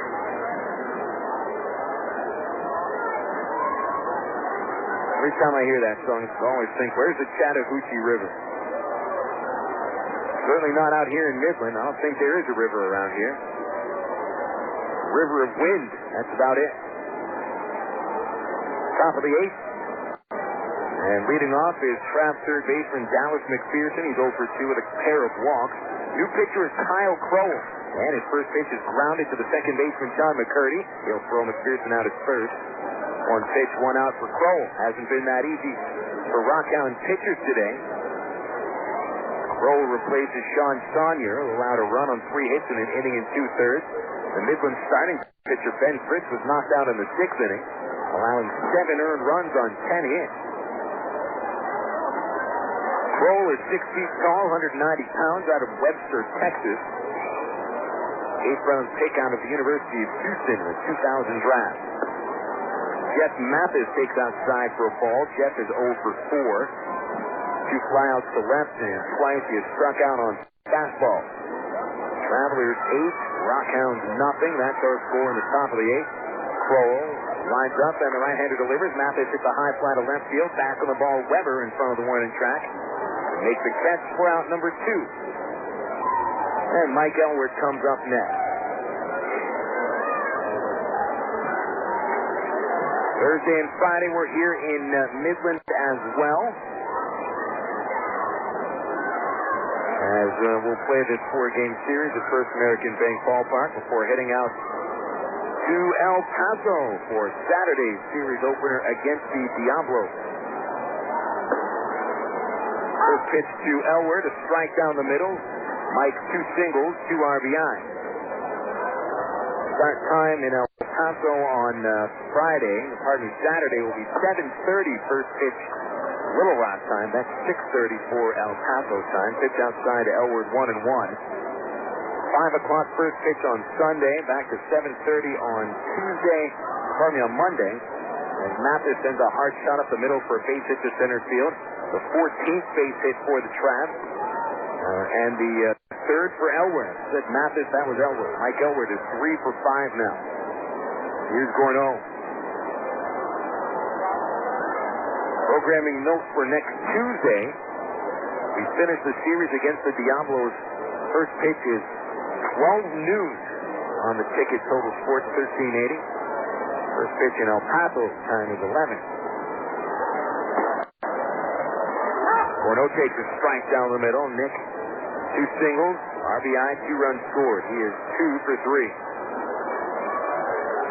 Player of the week continues his hot streak now in 7 consecutive games. The pitch in the dirt, dug out by the catcher, 1-1. We'll be off next Wednesday. A travel day. Travs will fly Southwest Airlines from El Paso to Little Rock and start a series against these same RockHounds on May 6th at Raywinder Field. 7:10 first pitch. All information, including start times and promotions, available at Travs.com, including all game broadcasts. Ball 2 downstairs to Gorneau. 2 balls and a strike.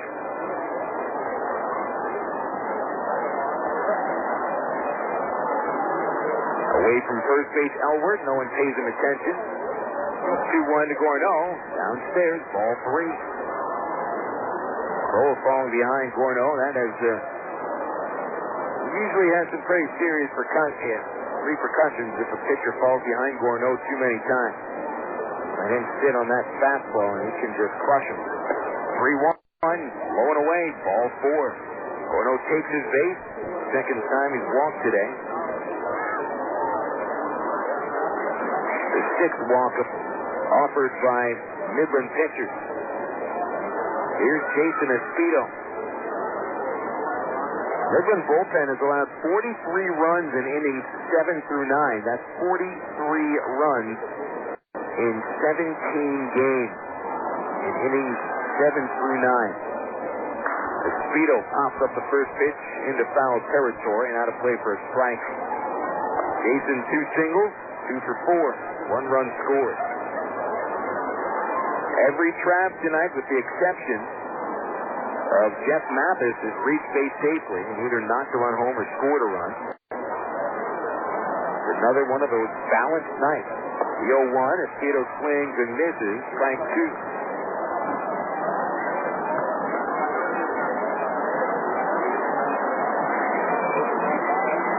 Trav team continued to hit.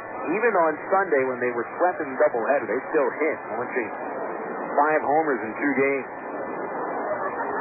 0-2 to Espedo from Crowell. A pop-up out of play as Espedo keeping his 8th inning at-bat alive.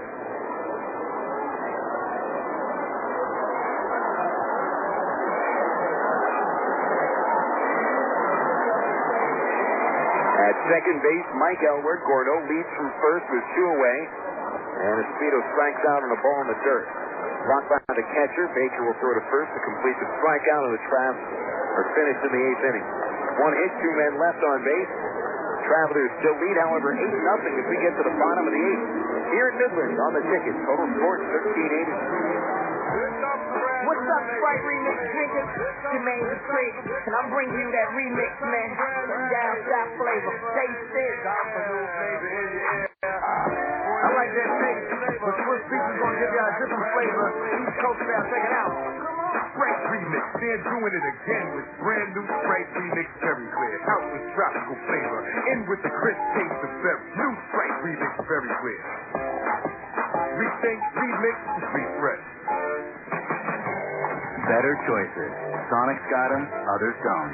Drive into Sonic today for our new Chicken Club wrap made with grilled all-white meat chicken, crispy bacon, fresh lettuce, and juicy ripe tomato with shredded cheese and light ranch dressing. And for those counting carbs, it's now available with our new carb-friendly tortilla. Either way you order it, it's a fresh new way to get more taste. Sonic's new Chicken Club wrap. It's not just good, it's Sonic good. Tomorrow is Valentine's Day at Zeno's. The Ticket Total Sports 1380 presents YT&T Sports Live at Zeno's, 7th and Chester in downtown Little Rock from 5 till 6 with special guest Arkansas Travelers General Manager Bill Valentine. All Travs fans are invited to join the fun as Bill Valentine reminisces about yesterday, talks about today, and speculates on tomorrow. Don't miss the wit and wisdom of Bill Valentine on Valentine's Day at Zeno's, corner of 7th and Chester, tomorrow, 5 till 6 with YT&T Sports on the Ticket Total Sports 1380.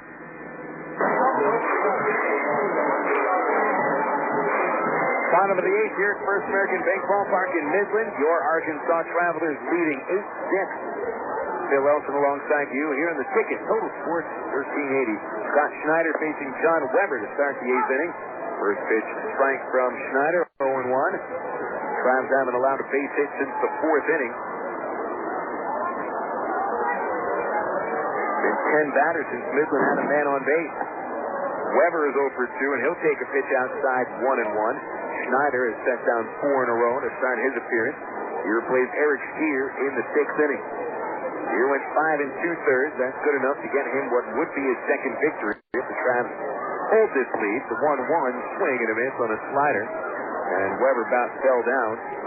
1 ball, 2 strikes. RockHounds had plenty of chances to score runs in the first 3 innings of the ball game. 2 men on base in the first inning, but a double play and a great leaping grab by McPherson at third kept them scoreless. RockHounds had 2 singles to start the second inning from Baker and Jackson, but Spears struck out the side. And the bottom third of the order in the second inning, leaving them scoreless. Ball 2 downstairs to Weber. RockHounds also had a leadoff walk in the 3rd inning, but a double play and a fine play at the track by Tommy Murphy kept them scoreless, and they haven't come close to scoring since.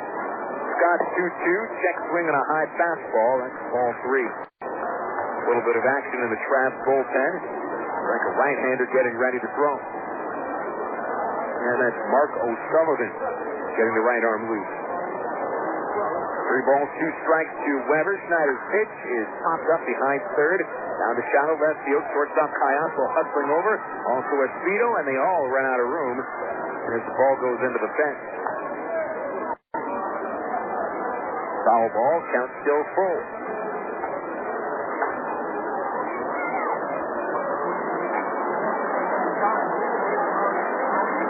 You love to see a game like this one for the Travelers because the pressure is no longer on them.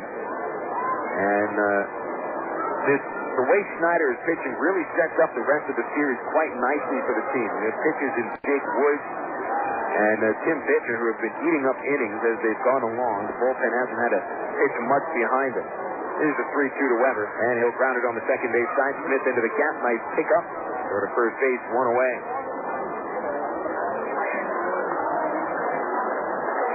So that means that Emmanuel, who I'm sure will be dealing with a lower pitch count than most of the Trav starters, he'll have a full bullpen behind him, hopefully ready to go.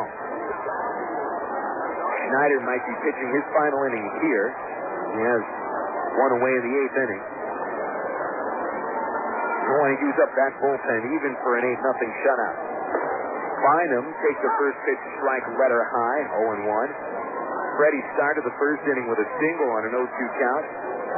He advanced to third base. He's the only RockHound runner to make it to third today. Bynum walked in the 3rd inning, grounded out in the 5th. The 0-1, fouled back, 0-2. Attendance announced today at 2,719. That's the paid attendance at First American Bank Ballpark. Now people starting to bundle up a little bit more. A couple people brought blankets out. It is getting colder as we get into nighttime. 0-2 to count on Freddie Bynum. Schneider delivers, and the pitch is a changeup, hopped out of play, keeping himself alive. Bynum still 0-2.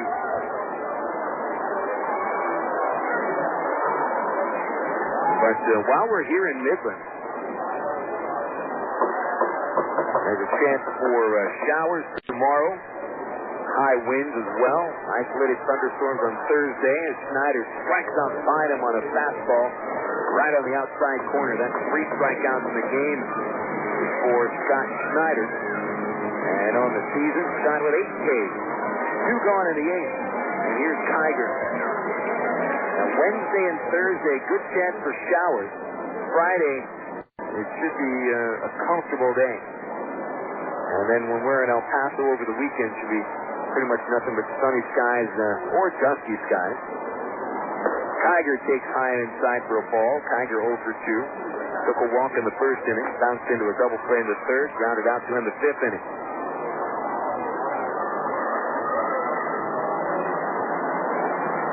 12 consecutive Midland batters have gone down. And a slider for strike 1 on Kiger. 1 ball, 1 strike. Deere retired the final 5 batters he faced. Schneider is 6 batters into his appearance and has not allowed a base runner. His 1-1 fired on the outside corner, called strike 2.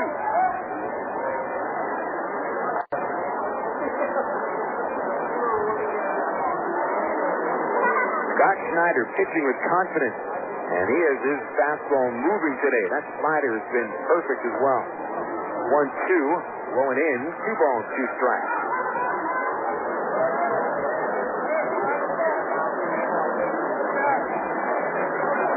Schneider looking to send us into the 9th inning. He's ready. And here's a 2-2 pitch. Breaking ball, just missed the outside corner. Entire Trav's infield was about 2 steps towards the third base dugout. They thought that was strike 3. But instead, the count runs full to 3-2. Here comes the payoff pitch from Schneider. A fastball, ring him up. Strike 3. Schneider strikes out 4 batters in 2 1/3 innings. He sets down 7 in a row. That'll send us into the 9th inning. 8-0 lead for the Arkansas Travelers here on the Ticket. Total Sports 1380.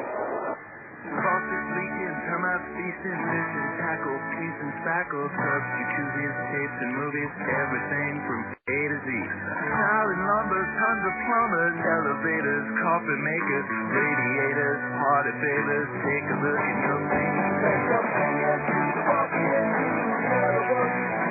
Other books. When it comes to making their buying decisions, people today let their fingers do the walking through Yellow Book Yellow Pages. It's no wonder. Yellow Book's packed with money-saving coupons, restaurant menus, and vital community info. And with more ads than ever before, it has everything you need right at your fingertips. It's easy to spot. Just reach for the Yellow Directory with the map on the cover and join the smart shoppers who choose Yellow Book, not the other book. Put your business in Yellow Book. Call 1-800-YB-YELLOW. Not the other book.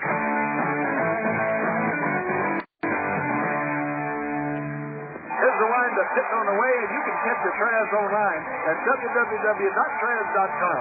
The Arkansas Travelers have one of minor league baseball's most user-friendly websites with easy access to Travs game stories, up-to-date stats, and Texas League standings. You'll be informed about the Travs online at Travs.com. Purchase tickets, Travs souvenirs, listen to the game. Hey, if you could buy hot dogs and popcorn on the website, it'd be like coming to the old ballpark. See us online, www.Travs.com.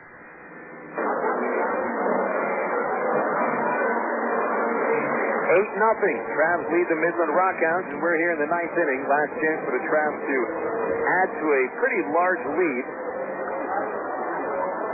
If the Travs hold on to this score right now, 8-0, be their fourth team shutout of the season. First, the Travs blanked Wichita 3 games in a row, April 9th through the 11th, and haven't tossed a shutout since then. Leading off for Arkansas here in the ninth inning, Casey Smith takes a pitch downstairs for a ball. Kyle Kroll still on in relief.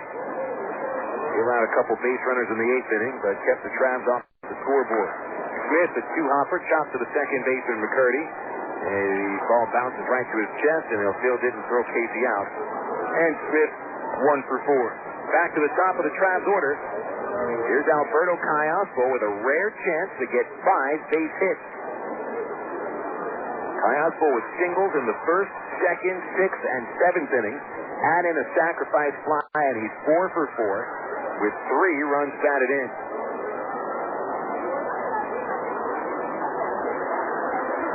First pitch to Alberto, in there for a strike, 0-1. Alberto entered the game batting .257, but he's sure that batting average is going to get bumped up there. The 0-1, called strike 2, nice looking pitch. Last season, Alberto had a high of 4 base hits. He did that twice. And he'll swing and miss here, strike 3. So much for 5 base hits.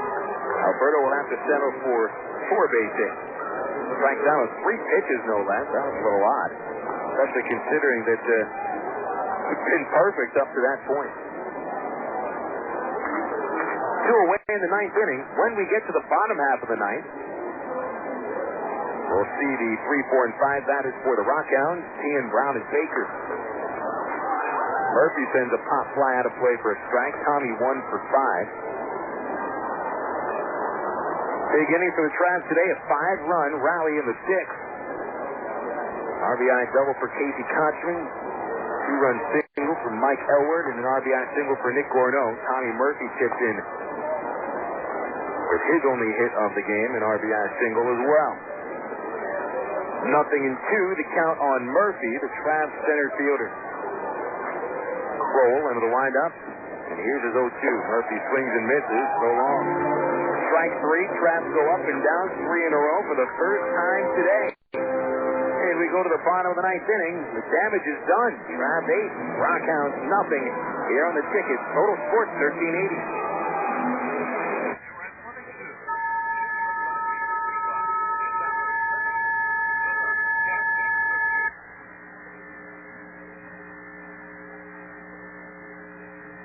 Goofing off. Join our Top Shoes Top Shoppers Club and receive free shoes. Come into Tops for your Doc Martin sandals. Choose from a large selection of men's and women's styles, only $49. Remember, Top Shoes for all your footwear needs. Better choices. Sonic's got them, others don't. Drive into Sonic today for our new Chicken Club wrap made with grilled all-white meat chicken, crispy bacon, fresh lettuce, and juicy ripe tomato with shredded cheese and light ranch dressing. And for those counting carbs, it's now available with our new carb-friendly tortilla. Either way you order it, it's a fresh new way to get more taste. Sonic's new Chicken Club wrap. It's not just good, it's Sonic good. What's up, Sprite Remix drinkers? Jermaine the Trick, and I'm bringing you that remix, man. Down south flavor. Taste this. I like that taste, but Swiss Beats is gonna give you a different flavor. East Coast style, check it out. Sprite Remix, they're doing it again with brand new Sprite Remix Very Clear. Out with tropical flavor, in with the crisp taste of berry. New Sprite Remix Very Clear. Rethink, remix, refresh.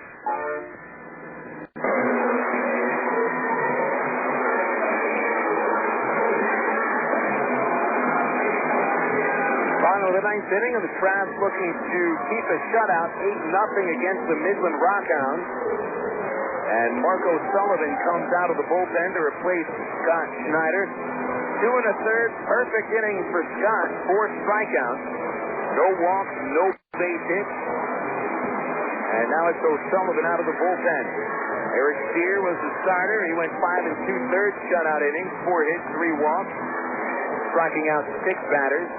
Schneider went to 2 1/3 from there, and now O'Sullivan looks to close it out in a non-save situation. O'Sullivan making his 7th appearance, 1 win, no loss. He has allowed only 1 run in 8 innings on 7 hits and 4 walks. O'Sullivan with 4 strikeouts. Hard-throwing right-hander. O'Sullivan is out of Andover, Massachusetts, 6'2", 200 pounds. Mark Teahan steps into the batter's box first. Left-handed batter is 0 for 2. Hit into a double play and struck out. Also made on base by a walk. He'll take a strike on the outside corner. Following Teahan, Jeremy Brown, then John Baker. 0-1 the count. O'Sullivan winds and delivers, and the pitch is grounded foul into the third base dugout, strike 2. RockHounds this season have been shut out once.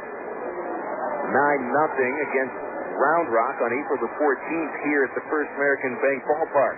They've been held to less than 2 runs just twice this year.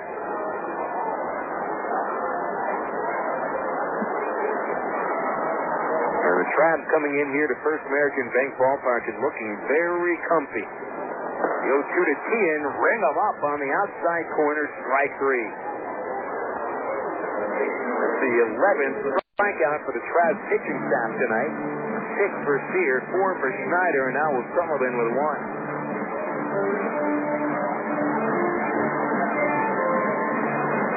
That'll bring up Jeremy Brown, who's 0 for 3. Twice flying out to center, once lining out to third.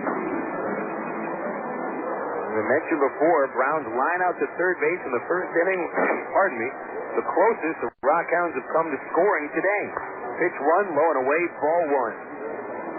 Dallas McPherson climbing the ladder, lunging towards the foul line to rob Brown of an RBI hit in the first inning. Breaking ball from O'Sullivan in there, called strike 1. O'Sullivan, a guy that likes to work quickly. Overhead windup, he kicks and delivers the 1-1 in the dirt. 2 balls and a strike. Jake Woods to take the mound tomorrow for the Travelers. 3 wins and a loss, and a .288 earned run average. It'll be his 5th start of the year. A 2-1 count. Here's the pitch from O'Sullivan. Fastball, ground ball to shortstop. Piazza charging in. They'll make the play, fire across the Kochman for the second out of the inning.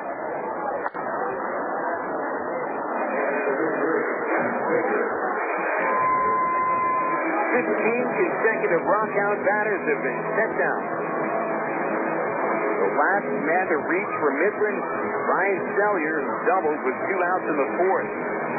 3 up, 3 down in the 5th, 6th, 7th, and 8th. Now 2 up, 2 down in the 9th inning. 1 out away from victory are the Travelers. Here's John Baker to the plate. Baker 1 for 3 with a single in the second inning. First pitch on the way, called, strike on the outside corner. Be sure to stay tuned for our Allstate Insurance postgame report immediately following the final out of today's game. We'll give you the recap, set down the Southwest Airlines out-of-town scoreboard, and give you the winning and losing pitchers and the BT Powder player of the game, a swing and a miss by Baker, and the count is 0-2. One more strike, and the Travs have themselves another shutout. He's 4 on the year. O'Sullivan looking to set down the 16th batter in a row, the 0-2. Swinging a ground ball to the second baseman, Casey Smith. Throw to first is high. His airmailed into the dugout. An error on Casey Smith. That little gift gives the RockHounds their first base runner since the 4th inning. Just a routine grounder to second base. Casey Smith didn't even have to move to field that one. Set his feet, and he threw over Kotzman at first. No big deal. The 5th error of the season on Casey Smith to lead the team. And now here's Steve Jackson.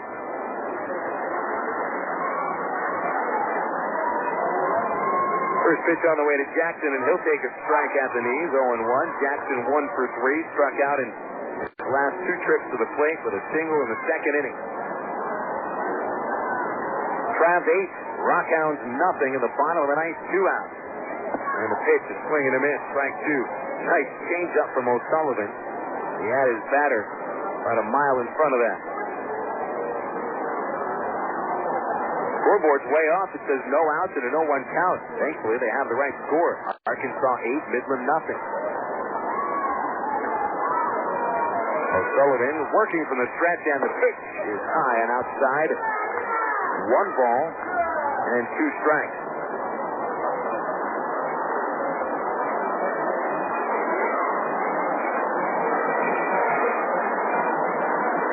Win here makes it 11-7 for the Travs. O'Sullivan looking to finish it off. The pitch called, strike 3. Fitting way to end the ball game. The 12th strikeout for the Travs pitching staff, and they defeat the Midland RockHounds on the shutout, 8-0. And you can put it in the book. Very impressive game for the Travs. They out-hit Midland 14-4. They outscore 8-0, and the 4th shutout of the season for the boys from Little Rock. We'll take a break. We'll come back and run it down on the Allstate Insurance postgame report here on the ticket. Total Sports 1380. Americans are used to paying a little more for convenience. $5 extra for the guy to bring the pizza to your house. A higher price tag on the aspirin at the convenience store. But Allstate actually charges you less to make things more convenient. If you insure your house and your car with Allstate, you'll save money. Up to 10% off the auto bill and 15% off the home insurance. If you ever need to use that insurance, you'll have the convenience of having only one agent to call. The Allstate home and auto discounts. More convenient, more reasonable. You shouldn't have to pay more for convenience. That's Allstate's stand. Are you in good hands? Find out. Visit your local Allstate agent. Call 1-800-ALLSTATE or click on Allstate.com. Allstate, proud sponsor of the 2004 U.S. Olympic team. Discounts and insurance offered only with select companies and subject to availability and qualifications. Discount amounts may be lower. Allstate Insurance Company and Allstate Indemnity Company, Northbrook, Illinois. Hey guys, want another beer? Another what? Another beer. I didn't have a beer. Did you have a beer? I don't think so. Yes, you did. These beers right in front of you? Remember you ordered them from me? Where? I mean, I remember eating the wings. Yeah, the wings were good. Are you sure we drank the beer? Look, you guys came in, you ate the wings, you drank the beer. Huh. Whatever. You guys want another round? Of what? Beer. Yeah, that sounds great. You want a beer? I would love a beer. Next time, try the light beer with the taste you won't forget. Great tasting, less filling, Miller Lite. Miller, good call. Miller Brewing Company, Milwaukee, Wisconsin.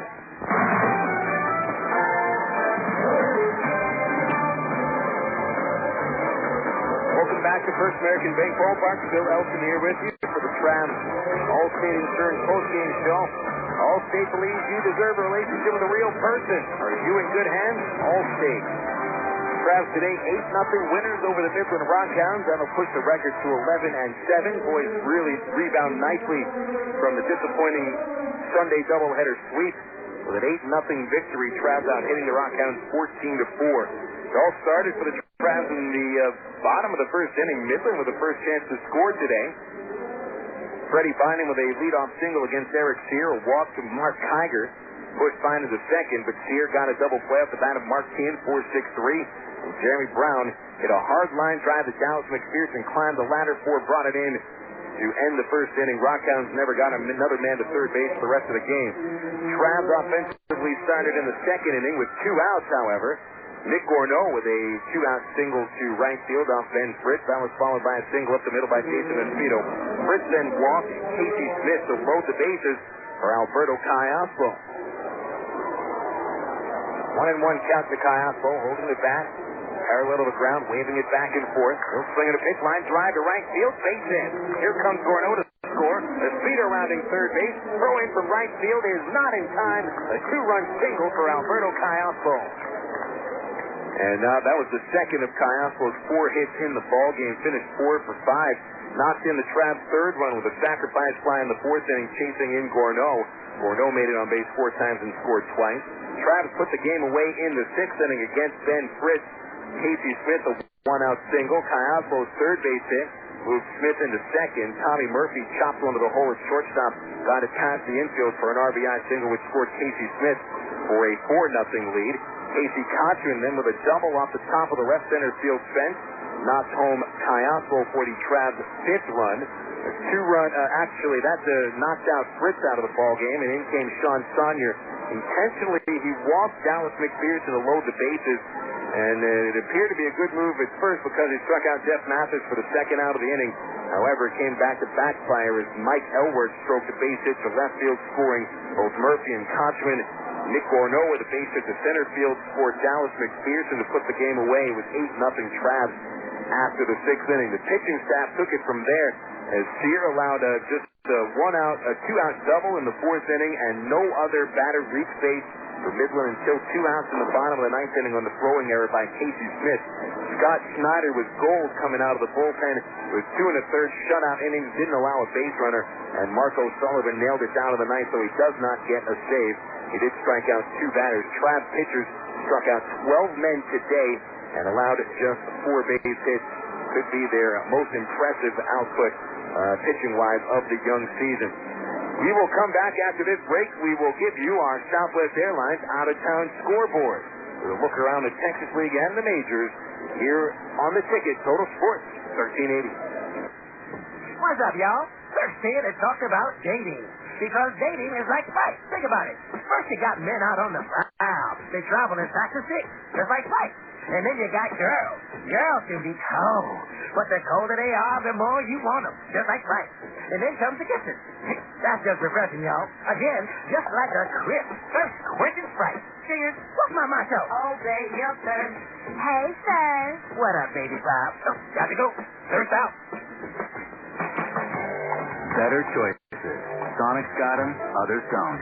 Drive into Sonic today for our new Chicken Club wrap made with grilled all-white meat chicken, crispy bacon, fresh lettuce, and juicy ripe tomato with shredded cheese and light ranch dressing. And for those counting carbs, it's now available with our new carb-friendly tortilla. Either way you order it, it's a fresh new way to get more taste.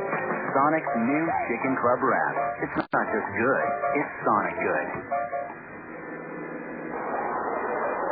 And welcome back here to First American Bank Ballpark. Phil Elson with you on the Allstate Insurance Postgame Show brought to you by Allstate. You deserve a relationship with a real person.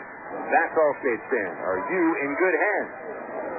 Here are the updated scores from across the Texas League on the Southwest Airlines out-of-town scoreboard. We begin with the Tulsa Drillers. They are tied with Round Rock 5 apiece. In the top of the 8th, Travs right now half a game up on the Drillers with an 11-7 record. Tulsa at 10-7. El Paso on the strength of a 4-run 5th inning, rallying to take over Frisco 4-1 right now. Diablos lead in the top of the 8th. And Wichita 8-2 leading San Antonio, bottom of the 7th. The Wranglers put up an 8th spot on San Antonio in the 6th inning.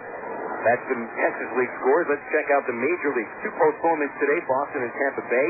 rained out at Fenway Park. The Pirates and Astros were rained out at PNC. Here are the final scores from the American League. John Lackey picks up his first win of the season, pitching the Angels to a 10-4 victory at Detroit. 5 runs in the 8th inning put the game away for the Angels. Lackey 1-3.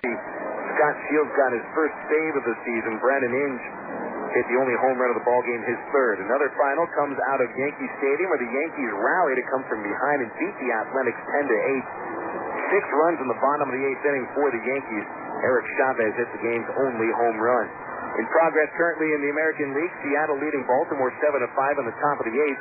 Dan Wilson hitting his first home run for the Mariners. Rafael Palmeiro and Larry Bigby have gone yard for the O's. Bottom 7 is U.S. Cellular at 7-5. White Sox lead the Cleveland Indians. Canerco, Carlos Lee, Maglu Ordonez, and Frank Thomas have each hit home runs for the Pale Hose. 3-2, Texas leads at Kansas City in the top of the 9th inning, and Toronto leads Minnesota 4-3 at Minnesota in the bottom of the 8th. Now in progress in the National League, the Giants won, Braves nothing, bottom of the first in San Fran. Same score at Dodger Stadium, where Los Angeles holds a 1-0 lead over the Mets in the top of the second inning. San Diego 2, Montreal nothing, top of the second at San Diego. Padres second baseman Mark Loretta hit his 4th homer. Arizona leads the Cubs 1-0 in the bottom of the 3rd. Rockies and Marlins tied at 7 in the 5th inning. Jeremy Fernandez hit a pair of homers. Todd Helton and Charles Johnson each with home runs. Johnson was 7 on the year. And Matt Holliday, the former Tulsa Driller, connects on his 3rd long ball of the season. Philadelphia coming back, they lead St. Louis 6-3. Mike Lieberthal and Bobby Abreu each with home runs for the Phillies. Edgar Renteria goes yard for St. Louis. Cincinnati 7-6 leading Milwaukee, with Jason LaRue hitting a home run for the Reds. Spivey and Moeller go yard for Milwaukee. There it is. You're up to date across the major leagues and the Texas League, thanks to the Southwest Airlines out-of-town scoreboard. Don't forget you can always log on for low fares at www.southwest.com. Southwest Airlines is the official airline of the Arkansas Travelers. We'll come back for a final word after this break. The Travs beat the RockHounds tonight 8-0 on the ticket. Total Sports 1380. That tailgate guy, we all know him. He's the guy whose car is always way too close for comfort. He honks. He flashes his beams. Now, sure, you can teach him a lesson by slamming on your brakes, but you're a safe driver, so you let him pass, hoping that somewhere down the road, a little speed trap is waiting to greet him. You see, you know that it's people like that tailgate guy that cause accidents. Accidents that can raise everyone's insurance rates. At Allstate, they think you deserve to be rewarded for not stooping to his level. So if you've got a safe record, Allstate can save you up to 25% off your auto insurance. Safe drivers cost everyone less. They should pay less. That's Allstate said. Are you in good hands? For more information, visit your local Allstate agent. Call 1-800-ALLSTATE or click on Allstate.com. Allstate, proud sponsor of the 2004 U.S. Olympic team. Discounted insurance offered only with select companies and subject to availability and qualifications. Discount amount may be lower and applies to most major coverages. Allstate Insurance Company and Allstate Property and Casualty Insurance Company, Northbrook, Illinois. You're bored. Nothing to do. Nothing on the tube. The same old blah, blah, blah. Arkansas Travelers Baseball is here for its new season. Great professional baseball, great food, and the most affordable entertainment in Arkansas. So get off your seat and get out of the house for baseball and a whole lot more. Look for special promotions and free tickets at local retailers for the best deal in town. Arkansas Travelers Baseball. Call 664-1555 or log on to Travs.com.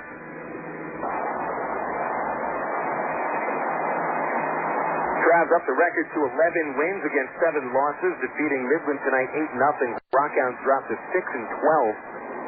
Final total tonight, and that'll tell you really the story of the ball game tonight. Travs 8 runs, 14 hits, 1 error, and 12 men left on base. The Midland RockHounds, no runs scored, 4 base hits, no errors, and 6 men left on. The winning pitcher is Eric Steer. He's 2-0. The losing pitcher Ben Fritz drops to 1-1. Time of game was 2 hours and 51 minutes. Paid attendance 2,719. BC Powder player of the game today. We're going to give that to Alberto Caiapo. He knocked in the first 3 Trav runs and finishes, 4 for 5 with 4 singles. We'll give an honorable mention to Mike Elbert, who was 3 for 5. Also Eric Steer, who picks up the victory, held the Hounds to 4 hits on 5 2/3 innings, 3 walks, 6 strikeouts. And Scott Schneider also gets honorable mention for being perfect out of the bullpen. He went 2 1/3 out of the pen, striking out 4. and Mark O'Sullivan hits the ninth, striking out 2. There was no save in the ball game. Pretty much a dominating game all around for the Arkansas Travelers, and every player in the lineup except for Jeff Mathis either scored or knocked in a run. But once again, the Travs with a very balanced attack as they shut out the RockHounds 8-0. We will do it again tomorrow here at the First American Bank Ballpark. But of course, first there's Valentine's Day at Dino's. Starting at 5 o'clock, join Bill Valentine along with the staff of the Ticket Total Sports 1380 and a couple members of the Travs front office. Bill Valentine will be breaking it all down, talking Travs baseball and just baseball in general. They call it the gospel according to Valentine, baseball style. That's 5 to 6 o'clock tomorrow night at Dino's. If you can't be there, join him on the Ticket Total Sports 1380. We will have our first pitch in Midland at 6:30. We'll also have the ITT Tech pregame show at 10 minutes after 6. Travs tomorrow send Jake Woods to the hill. Woods with a record of 3-1 and a 2.88 ERA. His opponent on the mound for the Midland RockHounds will be left-hander Drew Dickinson. He's 0-2 and a 6.32 earned run average. Again, first pitch 6:30, ITT Tech pregame show 10 minutes after 6. Big thanks back to the studios to Arlen Horn and Dan Floyd, making sure we're on the air, pushing the right buttons at the right time. And this is Phil Elson. So long, and thanks for tuning in. Signing off for the from the First American Bank Ballpark here in Midland. Your final score tonight, the Arkansas Travelers 8, the Midland RockHounds 0. Folks, that's it. We'll be talking baseball again tomorrow night.